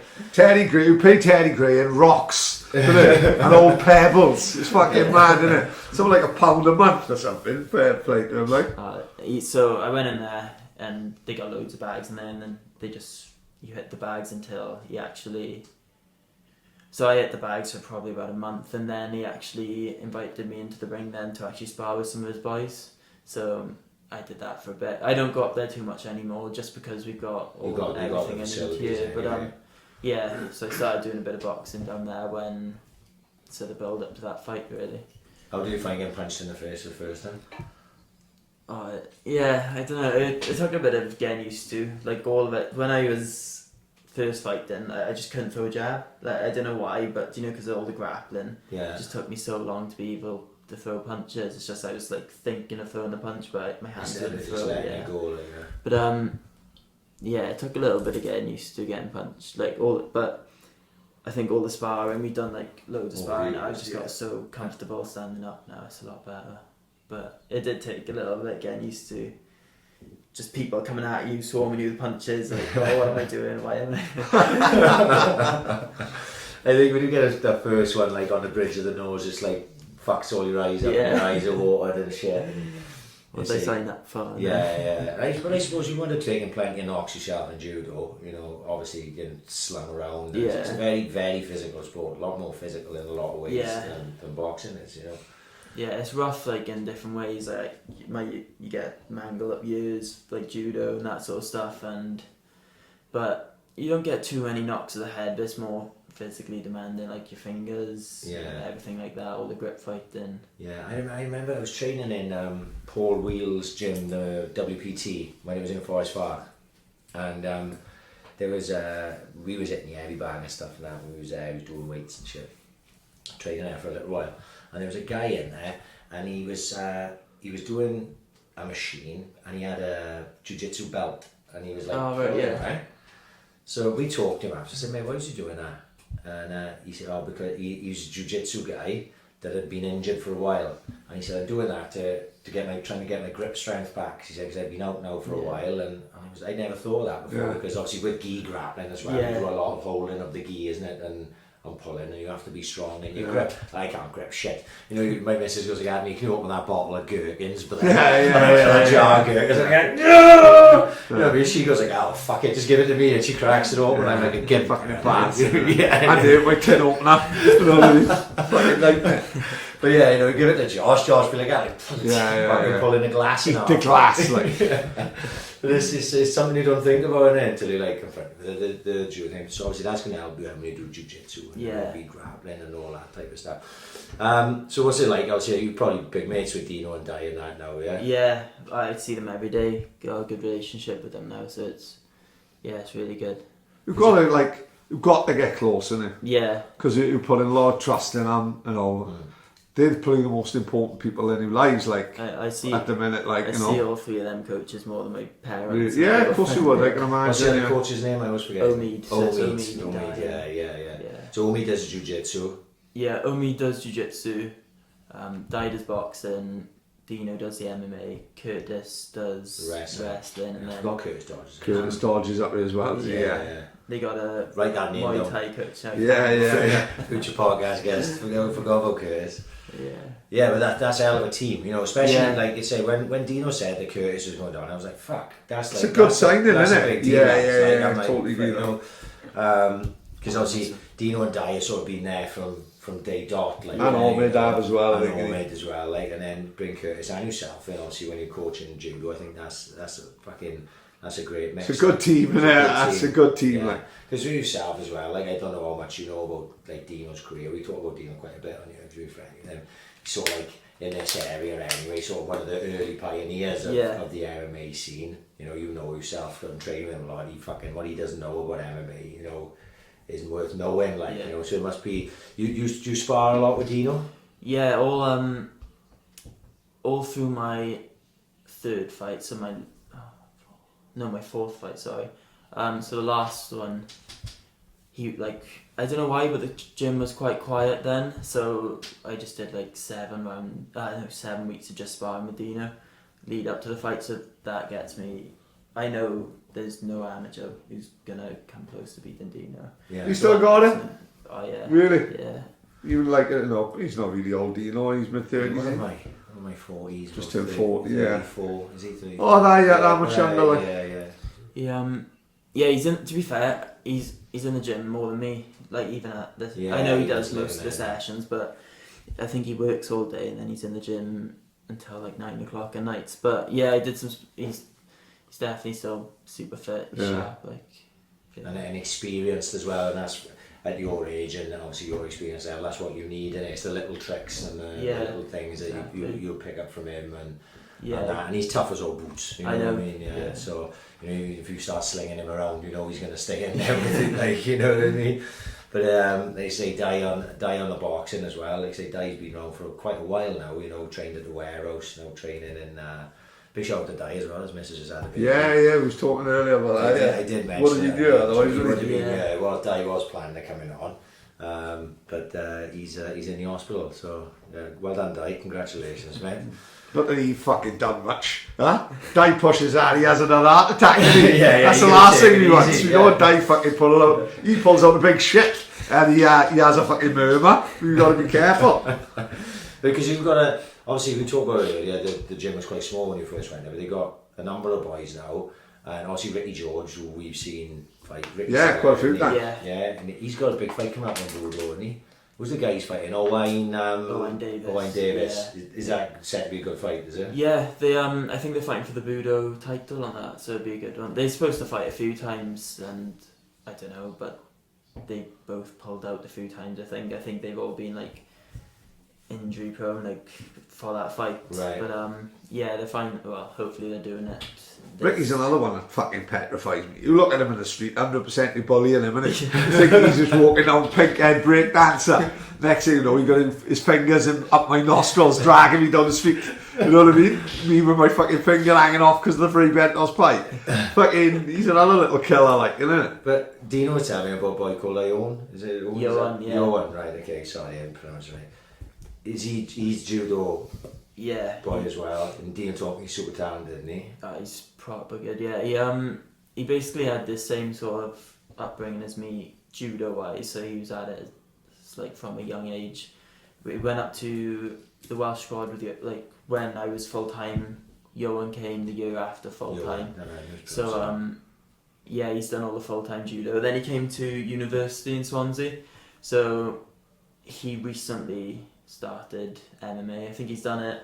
This is his first fight on the Cage Warriors now, but he's gone straight to Cage Warriors. yeah. But Fuck! Big step. yeah, I know, but no, He's on the same card as you, is he? yeah, he's super good. He's he hasn't had a fight yet, and he's well past it. Do you know when I had my first fight? He's Past that well past level, Really? it. Yeah, 100%.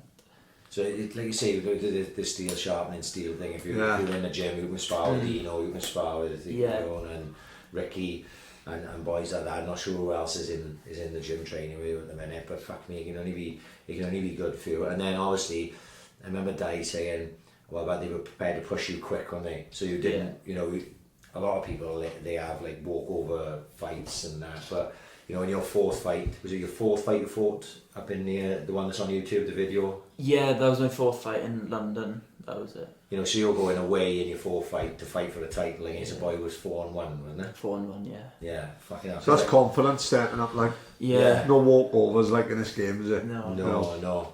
So you know when you're going up there and you're travelling and that, was there nerves for that fight? I was nervous, but I put so much into the camp. I was by far like the first condition I was in, so I was like, I've given everything here, so. It's got to be in any walk of life. If whatever you do, if you don't have to worry about your fitness, it's one less thing to worry about. I know. I was it was my first 5-round fight. This is a 5-round fight as well. But for my last one, I got my fitness through the roof. So I was like, I'm glad this is a 5-round fight because I got more time to tweak in then. So. Because you just started slinging him on his head early, which is amazing. You watched the fight because I checked it on the other day. I hadn't seen it before. And I checked it out, I was like, it was like Kurt Angle. That's what it reminded me of. Whereas he's real fucking bang and dropped him on his head a couple of times. Because that boy obviously was no pushover either. No, he I watched a few of his other fights and he's pretty good standing. So and I could tell he's strong. The first I think the first exchange I had with him, he came forward, he did some sort of scream and just threw this big overhand right. I was like, right, I know he's going to want to strike with me, so I just tried to engage in the grappling as much as I could. Yeah. To be fair, because there's 5-round fight, that would have been, if I grappled him for a round or two, I knew he would not come out with that same pace striking, so I'd have been happy. Tired him out, like. Yeah. I suppose that's your world, isn't it? And if exactly. It's a whole different type of tiredness you get if you're getting rested on, and you know you were tripping him up against the cage and things like that. And it was it was always looking like it was going to be a tough night for him when you got hold of him. Like, you know. I think it's just that I had a lot more experience in the grappling, so I just used it to my advantage. Really, like he's probably wasting a lot of energy because he was more of a stand-up fighter. He's probably wasting a lot of energy being against the cage doing stuff that he didn't really have to do. He was just So yeah, I just knew if I just carried on, because it's a 5-round fight, I know I'd have more in the gas tank than him anyway, so it'd be suiting me. So what's the plan as regards? Obviously, you're still young, Yeah. so there's no need to rush like to go pro or anything like that. But do you plan to stay amateur? To be honest, I don't want to stay amateur too long. I want to fight some like the best boys I can fight at the moment. So this one coming up is good. I think Zach's like ranked number 2 in UK. So it's just the fights I want really. So I just this isn't fucking about, is it? No, like this this is a fucking tough fight. Yeah. Probably you're smiling, which makes me fucking love it even more. But like this is a difficult fight as well. At a fucking the highest level you can probably go at Wales, isn't it? Cage Warriors, massive show like. Yeah. So I don't know much about the boy you're fighting. So what's his record like? What's he about? He's 6-0. So yeah, I think I'm excited to fight him, to be honest. Cause Where's he from? England, I believe. Right. Yeah, but I feel like a lot of the other boys that I fought before, like the last fight I had, the boy was game. Like he's won 4, lost 1, but he's beatable. Like he's quite clearly got a hole in his grappling game, and he's good standing. But with Zach, he's pretty good all around. So I'm excited just to match yourself. Yeah, to test myself. Like I know he's pretty good all around, so I'm just excited to test myself there. To be honest. Do you watch a lot of fights, or how would you know about his record? Because I suppose in this day and age, nearly every level you could probably find anyone's fights on YouTube. Yeah, I should they're imagine everywhere. now, you know what I mean. So you could study him if you want to. Yeah. Would you spend like hours on the iPad just watching his fights, or would I like just? To be honest, I'm not too big into watching fights. Don't get me wrong, I've watched 2 of his fights. Yeah. Obviously, I'm gonna watch his fights just to get sort of an idea of where he's at. But yeah, I've watched 2 of his fights. I don't really look too much into my opponents as long as I know what I need to know. Yeah. And to be fair, I believe Dino and all that does most of the Yeah, research. that's all right. I think so. He's the encyclopedia. Yeah, he sort of yeah. gives me the game plan, what I need to do, and if I just stick to that, I trust in what he teaches me and that sort of stuff. So Would you like to go to the IMMAFs and that? yeah, well, after this fight, I got another fight in Budo. Right. And are you fighting on that? Because I saw you on Yeah. the poster, and then I was like, hang on, is he gonna fight this and fight on? Yeah, I got another fight 2 weeks after the Cage Warriors, and basically they did the IMMAF trials. This is what I know. There's been stuff said to other people in my weight. I don't even know the clue what's going on, to be honest. But this is what I know. We went to the trials. It must have been maybe a month and a half ago, and then I think whoever is in charge of the Welsh squad got in touch with Dino, and they were like, right, Josh, and they named a few. We had to do some sort of fight off, so basically I'm fighting Rob Bennett. I know we've seen Rob Bennett. Yeah. I'm fighting him 2 weeks after my Cage Warriors one, and what I know is if I beat him, then I go to the IMMAF. Also, the night of Budo, fuck me, I didn't realise this. When he said he was fighting 2 weeks after, I don't know what. I honestly thought he was going to say, well, you'll have like a 2 weeks after the fight. But who's telling me now? Basically, the night of Budo is like a fucking IMMAF eliminator then. Yeah. Fucking hell, that's massive fight, isn't it? Yeah. You know what I mean? Yeah. Fuck me, that's fucking... Because that's a huge fight. You know, for yourself, obviously, and you know, at the amateur level, and if you don't want to stay amateur for too long, it would work out perfect timing, wouldn't it? To sort of get to the get that experience of travelling and fighting boys from around the world. Where's it? It's in Rome, is it? I think it's in Rome, yeah. No, that may fuck a lot of things. Well, when is it? When is it? I think it's in like June, July. Oh, so. fuck. Hopefully it would have peaked, but then it's on the way back now. Coronavirus is forgotten about, and we all get on with our lives. Yeah, realistically, that's... I don't know. I didn't even think about that, but whatever happens. Well, it's out of your fucking hands anyway, so there's nothing you can do anyway. So, you know what I mean? I'm supposed to be in Vendome in 2 weeks, you know, that's a real killer for Vendome. Fuck you, IMMAF. No, but obviously, you know, representing Wales again, I think the experience, I'm a big fan of the IMMAF setup and the way they go about it. It can only be good for the development of. We talked about it with Ricky last week, didn't we? Because I know Ricky's involved, isn't he? Yeah, he is. Ricky Wright, and I think it's great for the development of young fighters, and it makes the sport more legitimate as well. Yeah, you know what I mean? And you haven't got the pressure of it being a professional contest. Like it's if you lose and on the IMMAF, it's no great chance. Exactly. It's a company record, I wonder. On your amateur record, Yeah. But not on your, obviously when you turn pro, then it's the same as of course, You're starting at 0-0, and your journey starts again.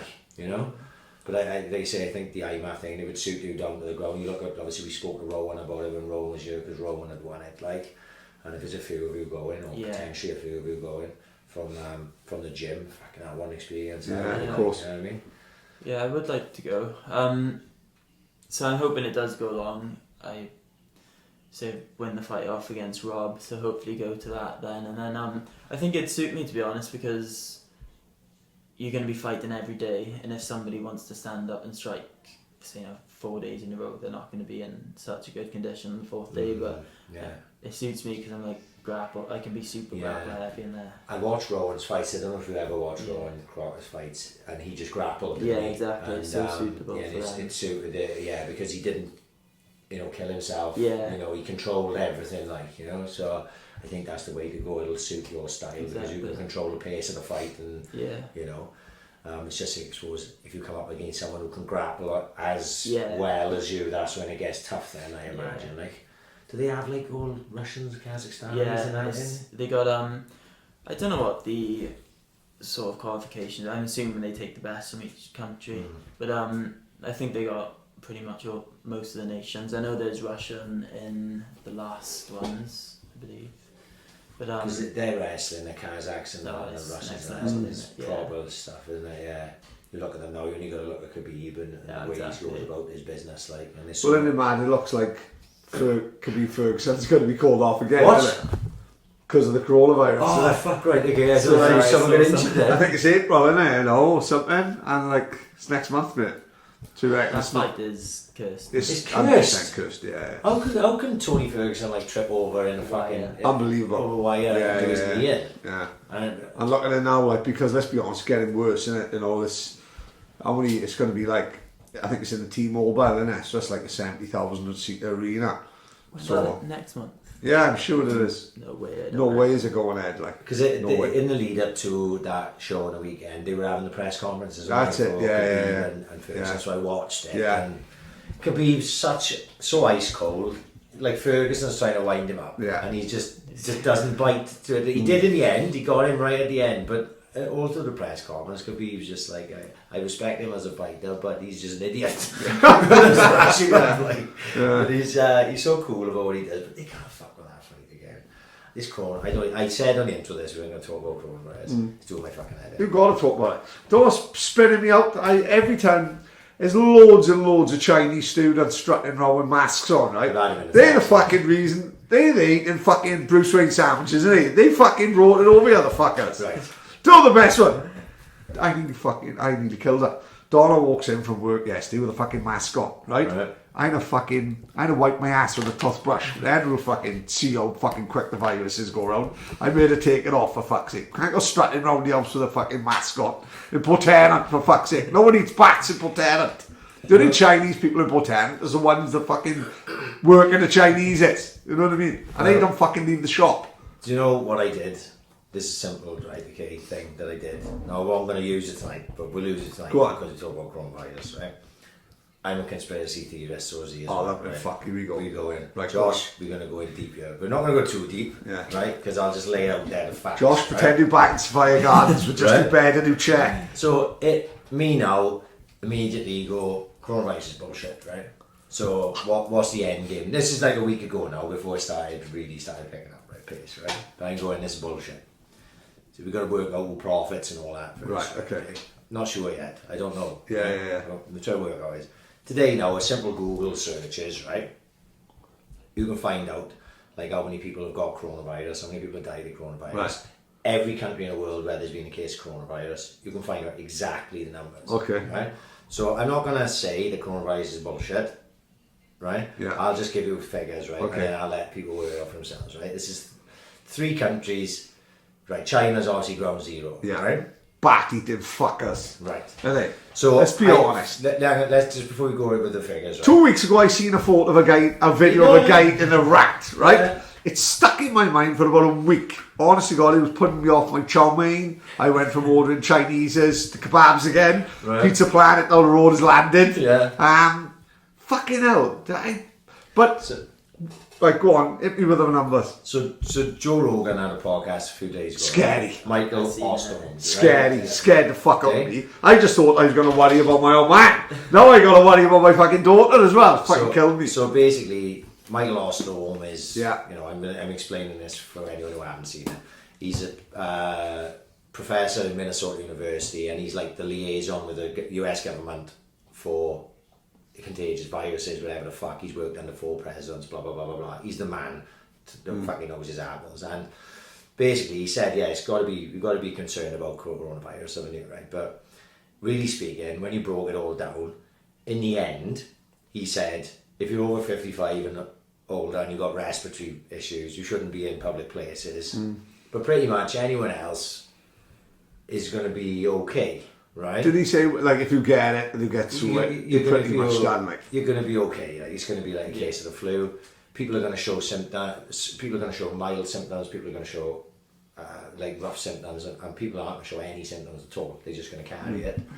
And but what he said, the figure he said was 480,000. They predicting 480,000 potentially die in the US, right? Which I actually didn't do the figures for this. Let's say that's the case. How many people are in the US? 500 million? 367 million. Right. So 480,000 out of 367 million. I'll tell you how I come up with the exact number. Because he likes to make things up, right? No. Go on. I'm just with facts, yeah. I seen like a woman, like, I know, like, is like an American fucking... Like a fucking Google it. There's an American election going on or something, and some guy, either his name is Goldberg or Bloomberg, is running. Oh, yeah. And there's a woman giving an interview, and this guy, right, has spent 500 million on advertising, on his advertising campaign. 331 million. Right, okay, so this girl then said, this dopey cunt has spent 500 million on a fucking advertising campaign and didn't even win the election, right? He could have given every single person, this is how fucking fucked up the money is, right? Yeah. He could have given every single person in America £1 million and still had change of fucking 180 million. And he still lost the election. Now that to me then, that fucking baffled me. Yeah, it done my head in. I was like, fuck me. You know, he could have made everyone in America a millionaire. And that's the way to win an election, surely. But then do you know that's not actually the case though, is it? Go on. But he couldn't give them all £1 million. Right, come on in California. $1 million, right, okay, so there's 330 million people in America. Right. And he spent 500 million. Right, so he could only give them one. He could only give them $1, not... Just over £1 or something. You can only give him $1. Oh my god, I totally got it wrong, didn't I? Yes, you did. Fuck it out. No! You can only give him $1, not $1 million. That's what the carve-up was. They made it fucking right. So what was that fucking bird on about then? Talking shit, that's what the joke was. I don't know. You got gazumped as well, you fucker. I was telling Donna, I was telling my daughter, I went up and told my old man. My God, I've been chucking that around all week in work, everything. Everyone must think I'm right fool. So that woman got it wrong then. She got it wrong, that was the fucking thing. And you fell for it as well, you fucking So you never believe anything you see on the internet. So 480,000, yeah, right, that's the high figure right. that he reckons, out of 330 million is not a lot of people. And what you got to, it seems like a lot of people, doesn't it? Right? Yeah. It's a fraction, right? Yeah. It's a very small fraction. And what you got to remember... I'll double bluff you. It's only 600,000 live in Swansea, isn't it? But what's that going to do then? Well, we're wiping out the whole of Swansea. No, we're not, because not all in one fucking place. Yeah, I know that, but fucking the equivalent, like... Right, yeah, no, but that's just predicted. That's not what's happened, is it? Right, right, okay. So, that's a fraction. That's like worst case scenario, what he was saying. Out of 330 million. What you got to bear in mind as well is like healthy people like me and Josh will be okay. You'll be fucked. But because the diabetes. Yeah, because you diabetes. Yeah. No, but all jokes aside, that 480,000, a lot of that is going to be elderly people with respiratory problems anyway. Yeah. And genuinely, let's think about it this way. How many homeless people is in the US? Right. Staggering amount of them. So if you're homeless, you're on the streets and you're a drug addict, you're very likely, your immune system's down, you're more likely to die of coronavirus. So out of those 480,000, a lot of them will be in that type of predicament, right? Dotted around the country, homeless, drug addicted, obese, maybe they've already got cancer, leukemia, things of this nature. When you think about it, at least 480,000, it's not going to kill your average 20 to 40-year-old human who's a healthy person. It's not going to happen, right? It's not going to be like Infinity War.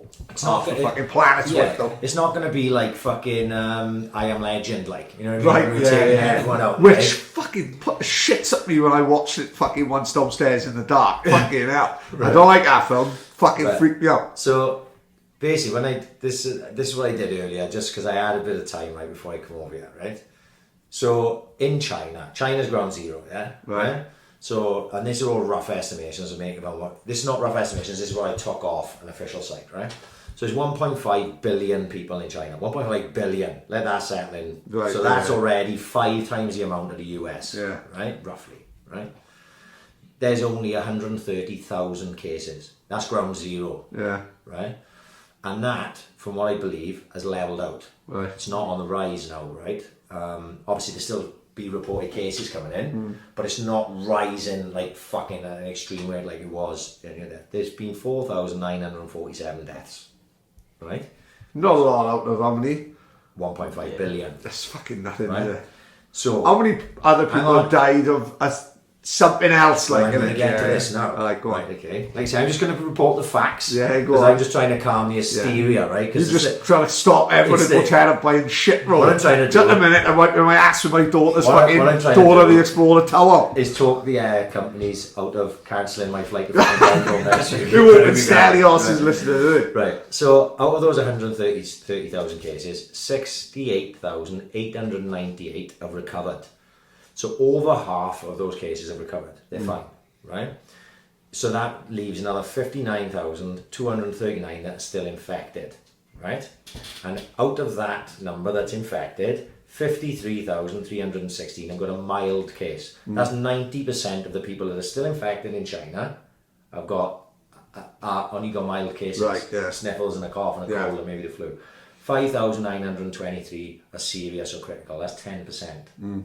Right? So when you work out how many have died next to the amount of people there are in China, that's only 0.003% of the population. It's minuscule, right?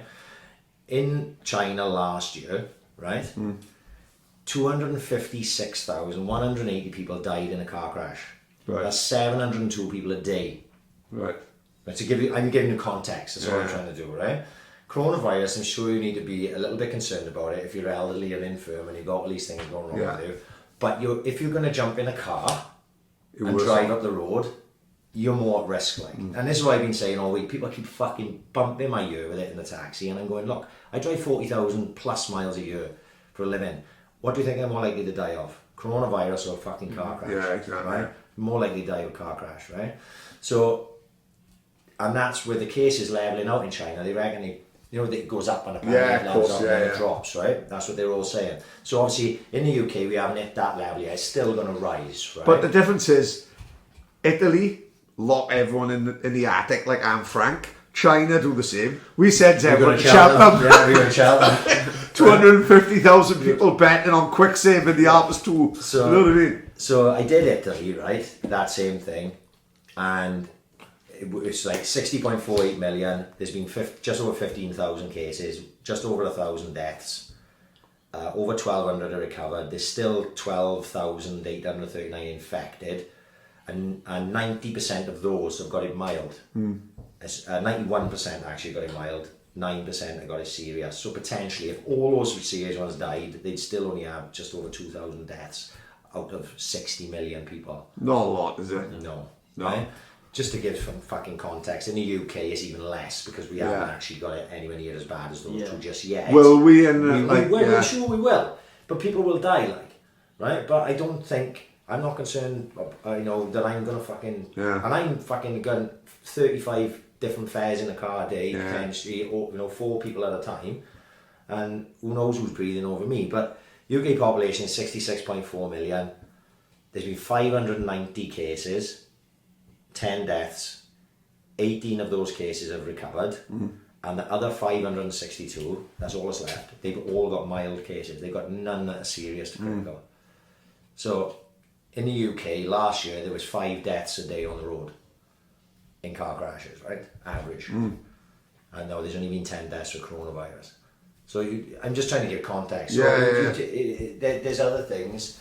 You can believe the media hysteria if you want to, and it doesn't hurt to take all the fucking precautions in the world. But I think in these days, like with 24-hour rolling news, innit, they need the story, don't they? And at the minute, this is the story. So like, as soon as the news comes on, coronavirus, all the sport's been cancelled except Chapman. We need the coin. Fucking, we got to get 200,000 people in. Just always the first news story, like it's the yellow rolling along the bottom, and then it only needs one twat to buy 3 fucking loads of toilet paper, and then the whole world goes fucking mad, innit? I've never seen so many people like playing pasta. Why not tin food? It's like everyone's getting ready to hibernate. Then But that's exactly why are we all buying tins of peaches and shit? Pasta, you know what I mean? You'd think that like in the apocalypse, I'm not worrying about how I wipe my ass. I'm worrying about how I feed myself. You know what I mean? So I'd be going for the fucking tin food. You know what I mean? In this house, we are not very organised, right? And I'm telling you now, the amount of times I go for a shit and there's nothing left, right? There's fucking murders. And unfortunately, I am got a fucking bidet and I am got a fucking shower, so I ain't having a shitty bath. So you'll use whatever's fucking going. If I got to use Donna's Egyptian towel and she got to shove it on a fucking hot wash of 40 degrees, then so be it. I ain't worrying about buying fucking loads of toilet roll. No. But I knows the guy down the shop, Rum, he'll 100% keep me back 2 lots of Happy Sharper. But only has 3 wipes. 3 wipes in this house. The Happy Sharper toilet roll is done and dusted. In fact, we're all going to have to stop buying Kashelli. I think my advice is, obviously, take all the precautions in the world, take it as serious as you want. All I'm saying is that don't fucking keep yourself up at night worrying about it just yet, right? Because it's not fucking worth it. And just look into things. Well, the first thing you should do is turn the fucking TV off. I turn BBC News on. We never watch the news. We talk about this loads on the podcast. Never watch the news, never read the papers, right? And this week I've heard more news. It seemingly heard more news than ever because I turned TalkSport on because I want to listen to the Cheltenham stuff. Yeah. But they are constantly talking about it, whether it be the football, whether it be in Cheltenham, fucking everything, London Marathon, and everything, right? It's constantly spinning me out. So I came home yesterday from work and I decided to check on BBC News. It was about 20 minutes non-stop of coronavirus stuff. Just going to different parts of the world. They're in Italy, they're in the States, and fucking Trump, and then this and that. And I'm going, this is why people live in fear, because you just batter them with this fear media, and let's be honest, there's a lot more dull cunts out there than sensible ones, isn't it? So if the dull cunts look on the news and they see everything's been cancelled and they see everyone else grabbing the fucking bog roll, they goes and buys the fucking bog roll. I've had to literally pull a finger out of my missus about 6 times this week. Right. She's going up getting tins of tomatoes, and she can imagine. She's like, oh right, and I'm going, teen. So literally, I did a dry run of that stats thing in the house with her. Right, yeah. And I don't want to hear no fucking more. Yeah. Right? Seriously, can you please give it a rest? We're not going to die coronavirus. My worry is, my missus is the opposite. And I said about my missus about stocking up. She went, no, fuck that, we'll just go to the shop. I went, no, I think they all closing shops. We need tins of that. She went, I will just go down my mother's. I don't have the heart to tell her mother and father died with corona. Well, do you know what the guy told me today, right? Picked the guy up in a taxi this morning. He works for Red Cross, right? And he was going to London. He was telling me that he normally works from home, but because of this whole situation, he's had to work in London a couple of days at a time because he's fucking dealing with this whole coronavirus across the world. I said, what's the drill then? What's happening with you? He said, well, Red Cross have cancelled any international travel, non-essential, so people are just stuck where they are. Basically. In the UK, we're still allowed to travel around different offices, but I'm just in London, so I was going there. So I said, mate, can I ask you something? I'm about to do London Marathon, or well, potentially about to do London Marathon. Like, I said, what the fuck the crack? Do you reckon it's going to get cancelled? And he said, oh, do you know London Marathon may survive it? Really? I was like, yeah, how's that then? He said, well, do you know they cancelled Tokyo Marathon, and everyone, not everyone, people still turned up to do the fucking is it? Just did the run anyway. Like. Yeah, well, it caused fucking havoc. Like when Josh turns up to the IMMAF on his own and just declares himself champion, doesn't he? But the thing is, you think about it logically, right? Like London, they shut down they shut down the streets and everything, so everyone can run safely. You've got stewards, you've got police, you've got St John's ambulance and paramedics and everything. If everyone fucking injures their leg or takes a funny turn or whatever the fuck, they've got water stations, gel stations, right? All this stuff set up. If I just rocked up to London, if they cancel it, and start running on the streets when it's full of fucking traffic and people are walking up and down fucking, the embankment, we're going to cause a few problem if it's like about 5,000 of you making it, you know what I mean? Yeah. So what he said was, I quite like that idea, man. A little bit of I might go and do it. I might rock up with a fridge on my back, and like them crazy fuckers do, like, you know what I mean? but the thing is, what he's saying was that's why London Marathon may actually survive it, because he said with the time frame and what they're looking at, it may have already peaked. The sort of spread of it may have already peaked, and you may get away with it for that reason that they don't. What date is it? It'll be 26th of April. It's like 6 weeks, I think, this weekend, or 5 weeks. Maybe not. Yeah. Me personally, I'm working it out that it's not going to happen. I hope But you still got to train on it. This is the thing. I hope they fucking tell me sooner rather than later, because I got a 20-mile fucking training run planned next week, which I don't want to do if I don't have to. But do you've got to do it, like, because there's no glory in a 20-mile training run. No, of course You know I've what I seen mean? some of the training programs. I was looking into doing a marathon. I was looking at like sub 2. I weren't actually gonna, but I was just looking at the training programs for it, and it's mental. Yeah, Like some days running 20 odd miles. Yeah, it's Could you do it though? Are you a road runner on? I do run a lot. I think I've done a few half you'd be marathons. okay. Yeah. You'd be fine. Because you've got national athletic ability and you're young. Yeah. What I'm finding hard is not. I know I can run a marathon. It's just trying to stay fit enough to get onto the start line, because as you get older, obviously you get more and more pulls, knocks, everything. So And I suppose the work aspect. If you don't work and you just train towards this marathon, I suppose it's fucking a lot easier then. Like, I suppose the fitting in life around it is. if I got the 20-mile training run, I had planned it for this Saturday. Right. So obviously I did the half marathon last week, which was like 3 weeks late because it got postponed because of the bad weather. So the half marathon come last Sunday instead of being 3 weeks in past. And then I ran it quick, like I ran a PB, and obviously I wasn't planning on running that quick. It's just when I got out there I felt good and I ran that. So my legs, I hadn't run at that pace because I'd planned to run a marathon a lot slower. I hadn't run at that pace at all in training. So I felt a lot more wear and tear on my legs than I would have expected to feel. Because I've run probably 6-7 half marathon distance and above this year, just from January. So it wasn't the distance, it was the pace which sort of made my legs all fucking stiff and that for this week. I'm like, fuck, I can't do 20 miles Saturday. Right. And then what happened was my missus had been calling to work. So my parents are on holiday. My boy got football, and now I can't do the 20-mile training run, so I've got to knock it back again. Like I say, that's just the life things getting in your way. And sometimes, like, I'm thinking now that if we're doing the podcast next Wednesday, then next Thursday I'm going to have to finish work half day, which is going to cost me money. I have to finish work half day to get the 20 miles in, because I won't have another opportunity to do it. Is that essential? You've got to do the 20 miles. Not necessarily, but I suppose it's a bit of mind games. Like it is, yeah. Because let's say Bendham goes ahead, that week after Bendham, you can forget it. I'll be locked in a cupboard shaking, crying, things like that nature, you know what I mean?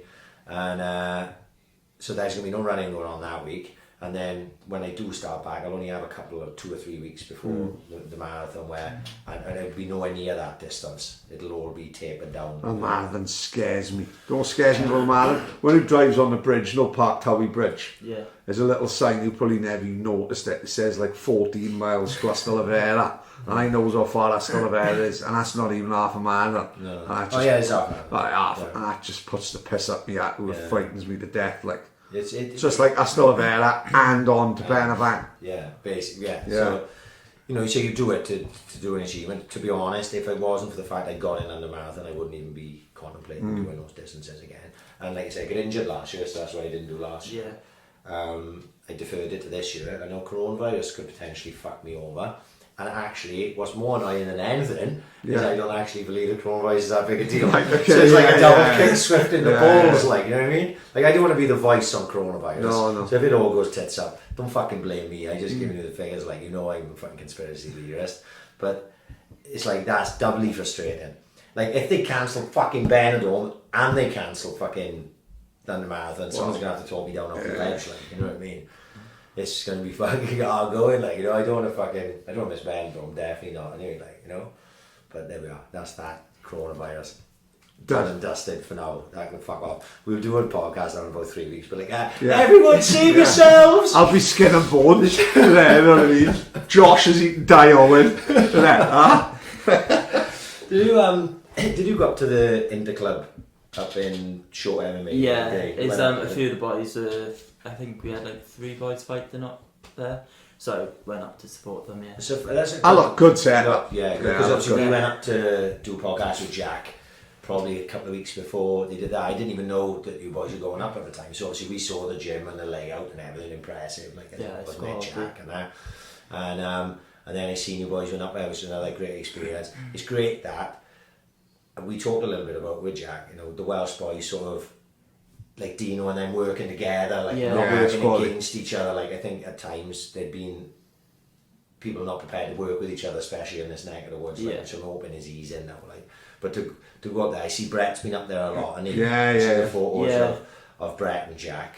Like before we went to meet Jack, like one of the questions on my mind was, you know, would you ever fight Brett? Because I didn't know that they knew each other like that or anything, like, you know.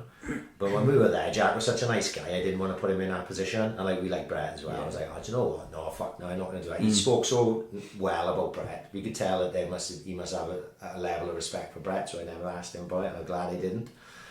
And then next thing, Brett's training with Jack, and I gone, fuck me, that can't be any better there, because in Wales for that weight class, they got to be 1 and 2, haven't they? You know what I mean? A bantamweight. Fuck me, can you imagine, like you say, the steel sharpening?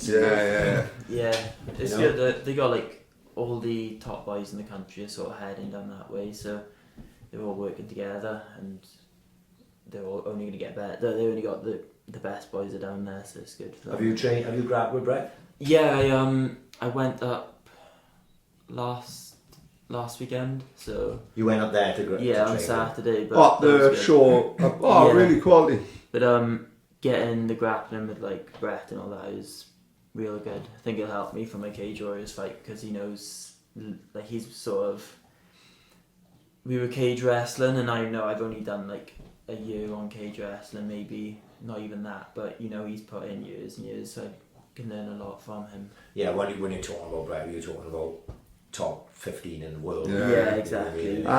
Great little fight announced this week on Polaris, is it?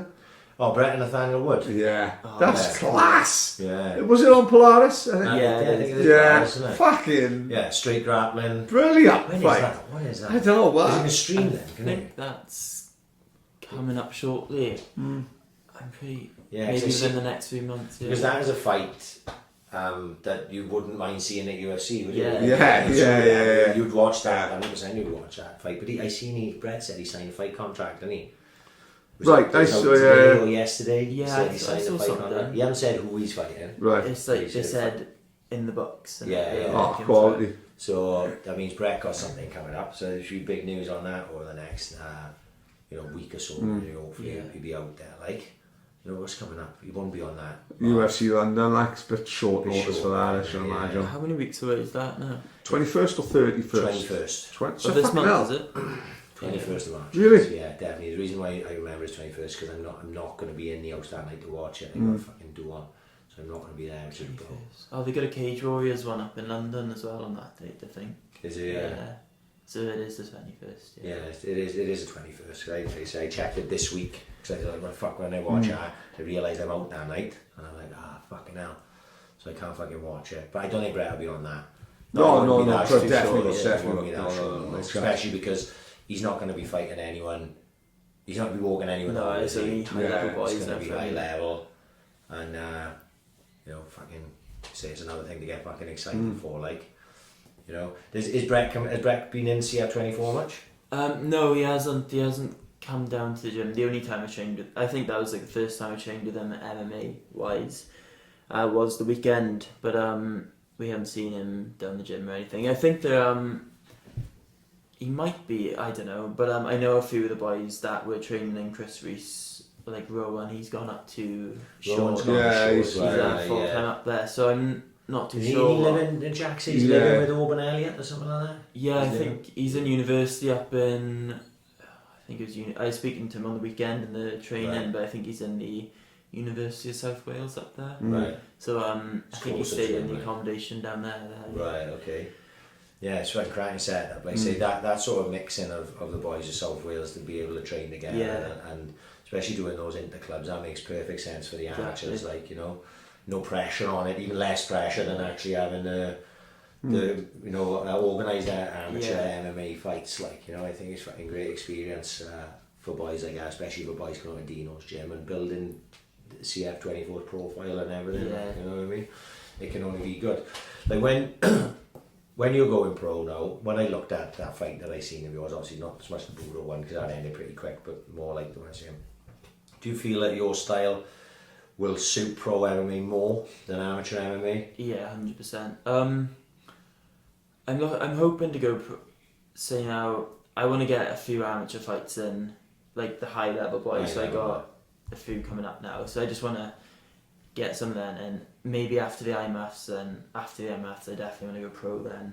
But I think it'd suit me a lot more because I got the advantage because I'm allowed to elbow. I think it'd be a big part. That was what I noticed was in that fight was you were in the guy's guard, and obviously you can't throw the elbows, but you postured up and it was set as if I was like, fuck me, George can elbow him in the mush. Yeah, I feel like I got so many situations in the 4 fights I've been in where I'm on top and I'm in control, but you can only do so much damage with padded gloves. And with elbows, I think I'd just be able to do so much more damage and just it'd be easier to get people out there. For me anyway. But I think it'd definitely suit me better, bro. I love how you say get people out of there in that fucking lovely little Lachar accent. And he's got to be fucking opening people up like a tin of beans with his elbows. It's got to be scary, isn't it? Yeah. Well, I fucking hope so anyway, you know what I mean? It'll be good because we're quite lucky with Budo making their comeback now. Amazing, yeah. That, obviously, we're going to see you now in, what date is it again? April of what? 11th? 4th? I think it's 2 weekends after March 28th. We should know this. 11th, I'm sure it is. I'm sure we're part way. By Budo. We should know. But whatever date, it's in April, isn't it? Yeah. Definitely. And it's not that. It's nice to have you headlining and like big crowds. In Swansea as well, would be nice. It's the week before London Marathon. Yeah. I'm looking forward to the Budo one because my first fight was in Swansea. And that was my first fight and I had a hell of a buzz. I tried to get as many people going there as I can, but I just got a bit more because that was my first fight. Now it'll be my 5th fight. The one in. Well, I think you see the progression. Yeah, the progression building up and building up. You know what I mean? Don't forget, it's not like a white collar show. With a white collar show, you can sell like 30, 40 tickets because you're one of the boys who out on the piss all the time. Exactly. With yourself, it's very difficult to get a massive following when you can't really go out on the piss with a big gang of boys who can't really play football. So you've got like the football boys who would come. You'd have 20 football boys come support you simply because. You're an athlete, you're a fucking sportsman, you've got to fucking look after yourself. So you don't get in those situations. But I'm sure with more stuff like this and the building up and the more wins you get, you know what I mean? I'm sure your support will build and build as well, won't it? You know what I mean? You only got to look now at the level Brett is at, Jack. You know, Jack's having documentaries made on it. Yeah. Brett's all over. Auburn is on fucking BBC Wales on the TV. You know, that's got to be the goal basically, you know, as time goes on. And see, we talk to Jack about it, we talk to Brett about it, like, you know, like Dino and John and that, they pioneered it in this neck of the woods, you know, and like say Marshman and stuff, and again the UFC, and then the next generation is Brett and Jack and Auburn and these boys, and then you're you and Rowan and these boys are the next generation. So, you know, the more and more MMA still in its infancy to a lot of people, so the more it becomes more public in the public eye, and Jack has a documentary out there and Auburn has a documentary, and this and that. By the time you come round, hopefully it'll be regular to have MMA coverage on BBC Sport Wales, and and things of this. And this is what we talk about, and that's why we like to do these podcasts with boys like yourself. Is because of the exposure, like because maybe even fucking 500 people listen to it, or maybe they don't even really take it in properly. They just listen to the podcast. But there'll be a load of boys now will go, I'll follow Josh O'Connor.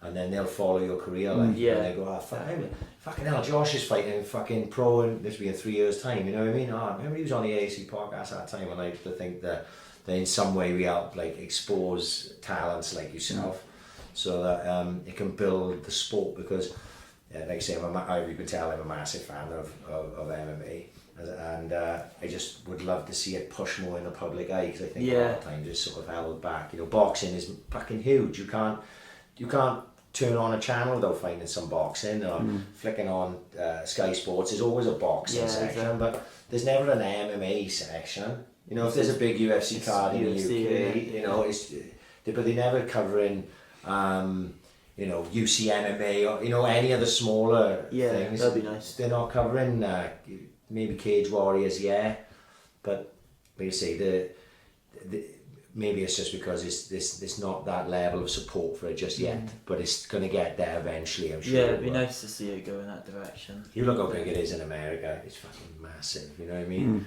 In China with ONE FC, massive, you know what I mean? And here it's big to a certain number of people. I think the boys who follow MMA in this country are hardcore, like, but it's you've got to catch our casual fans, and I know people slag that fucking, who's that Geordie Shore boy? Aaron Chalmers, like. Now, what you think about him as a fighter or not, it's all, the only reason Bellator using him is for eyes on the product, like, you know what I mean? And I completely understand that. Sooner or later he's going to get starched out, right? But before he's got starched out, he will have done quite a bit to get casual eyes on the sport, like, and there's boys way more talented than him that will never get a sniff of fighting for Bellator, but he will do more good as regards getting casual eyes on them than they would ever get. See, that's what it's all about. You look at that James Haskell now. Oh, that was the rugby guy, James Haskell actually been a big MMA fan for a number of years. Did he fight? Or I don't know, has he fought yet? I don't think he's fought yet. I think he's fought yet. He's on the next he's on an upcoming Bellator card. But like James Haskell, he may be fucking, he looks hard, fuck, I won't fight him. You know what I mean? But is he going to be that talented as regards an MMA? First, he's fighting his first fight ever on TV. Probably co-main event on a Bellator show. On Bellator, that's a lot of pressure, right? But again, rugby boys will be going, I never watched much of that UFC work, but James Haskell's fighting tonight, so I'll chuck it on a TV, and this is how you build a sport. You look at Dana White, never wanted female fighters. As soon as Ronda Rousey was the biggest fucking star in the world, he got her in the UFC, and then all that went down. You think about that fight that we were talking about earlier. Would never have happened without Ronda Rousey. Would never have happened, because Dana White said he was never going to have female fighters in the UFC, and they've all backed down. Even the boxing promoters, Frank Warren was fucking right against having female fighters. Next thing he's promoting Nicola Adams, because they know there's money in it. Like, so you say it's all getting eyes on the sport.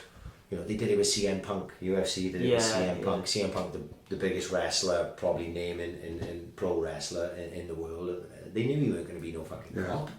But they chucked him on because he was fans. It was going to be a crossover of fans, and that's the fucking way it goes. Mayweather, McGregor, it goes on and on and on. So it's just about getting eyes on it. So I can't, like, I know everyone I know fucking hates that Aaron Chalmers. How did he do in his last one? I know he fought in the one. I'm sure he lost, man. Did he? I'm sure he had a spark, man.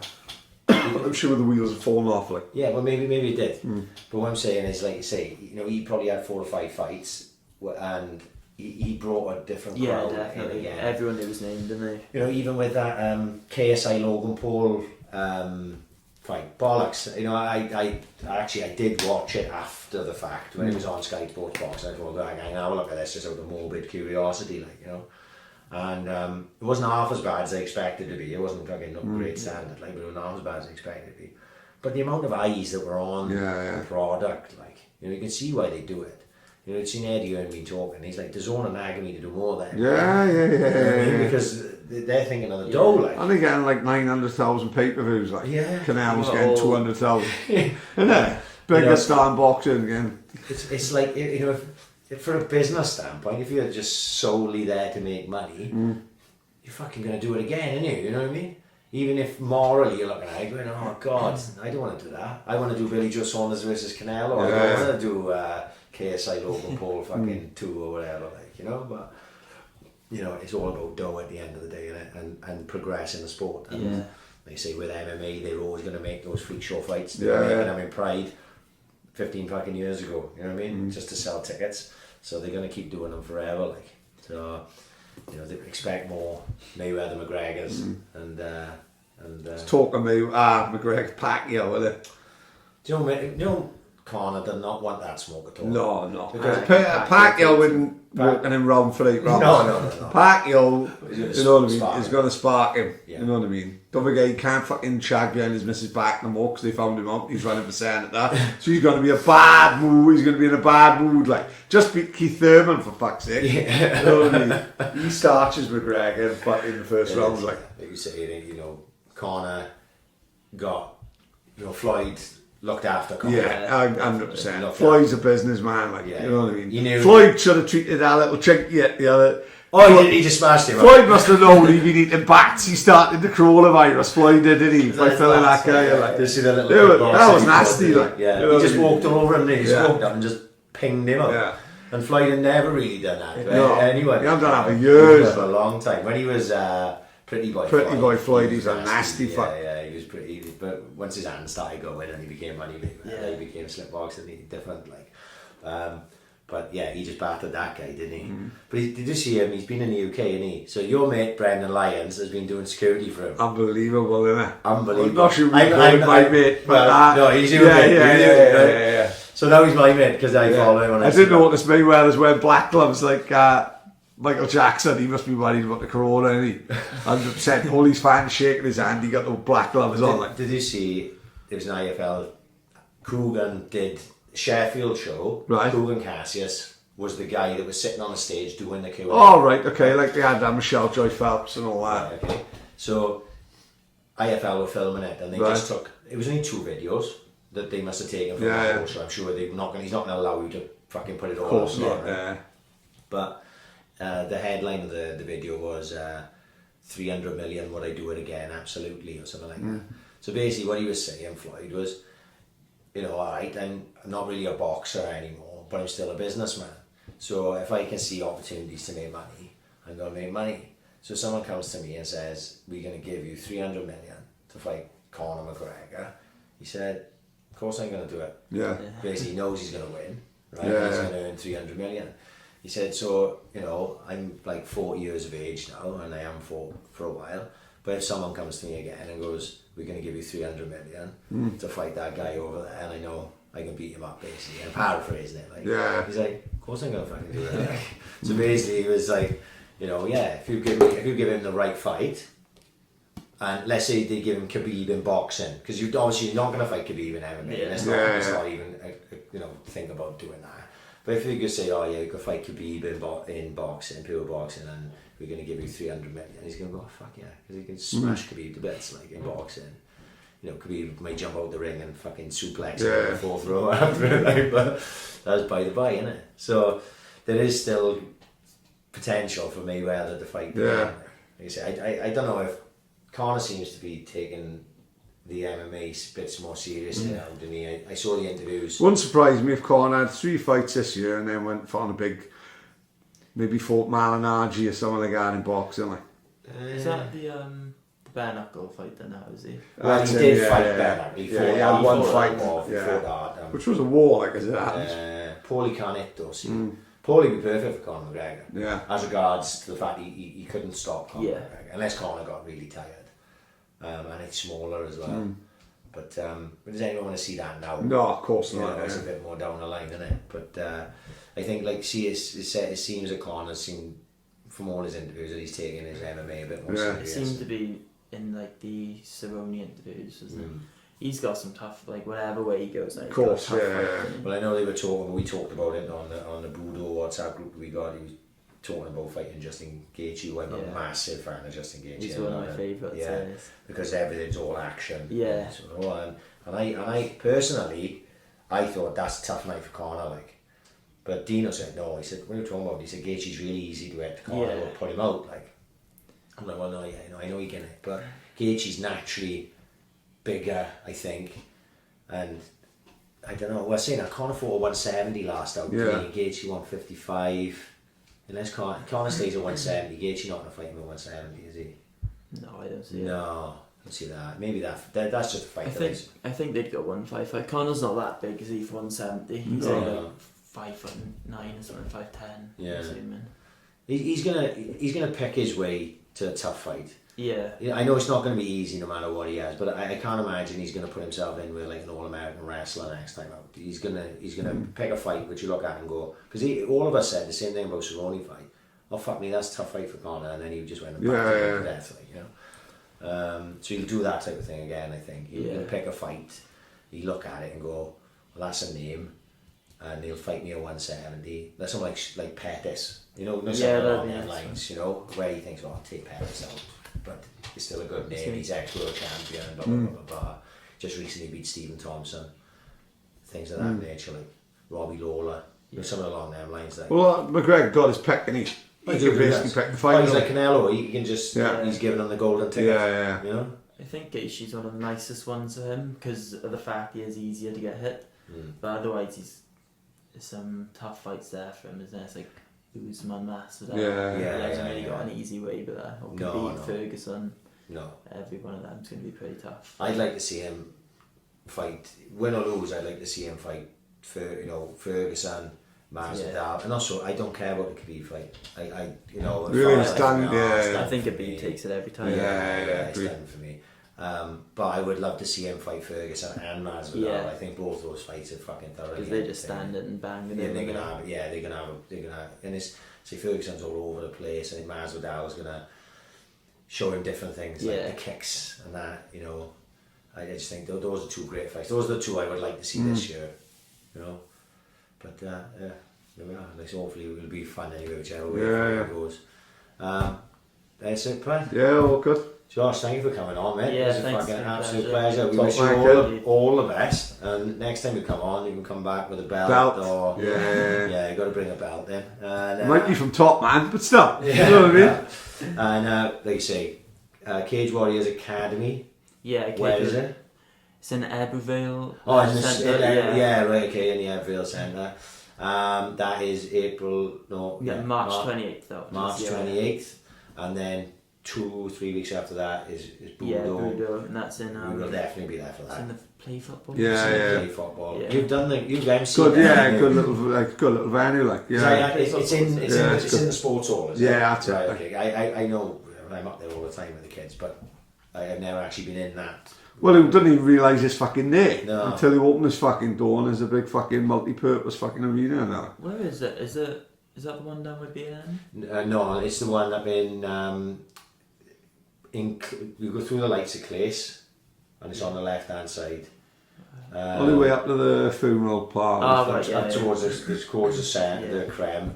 It's up on the left, but there. You wouldn't literally drive past the driveway for it if you didn't know it was there. But I'm there every week with my kids, so I know it's there. Yeah. But that bit the Paddy's talking about, even though I'm up there all the time, you don't even really realise it's there. No, I don't. No. So many upload pictures, and then open the store, then there's like.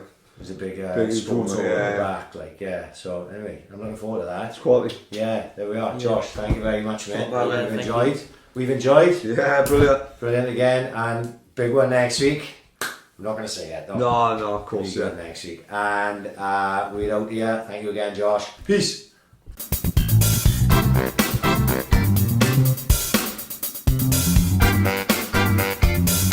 Ambition is critical.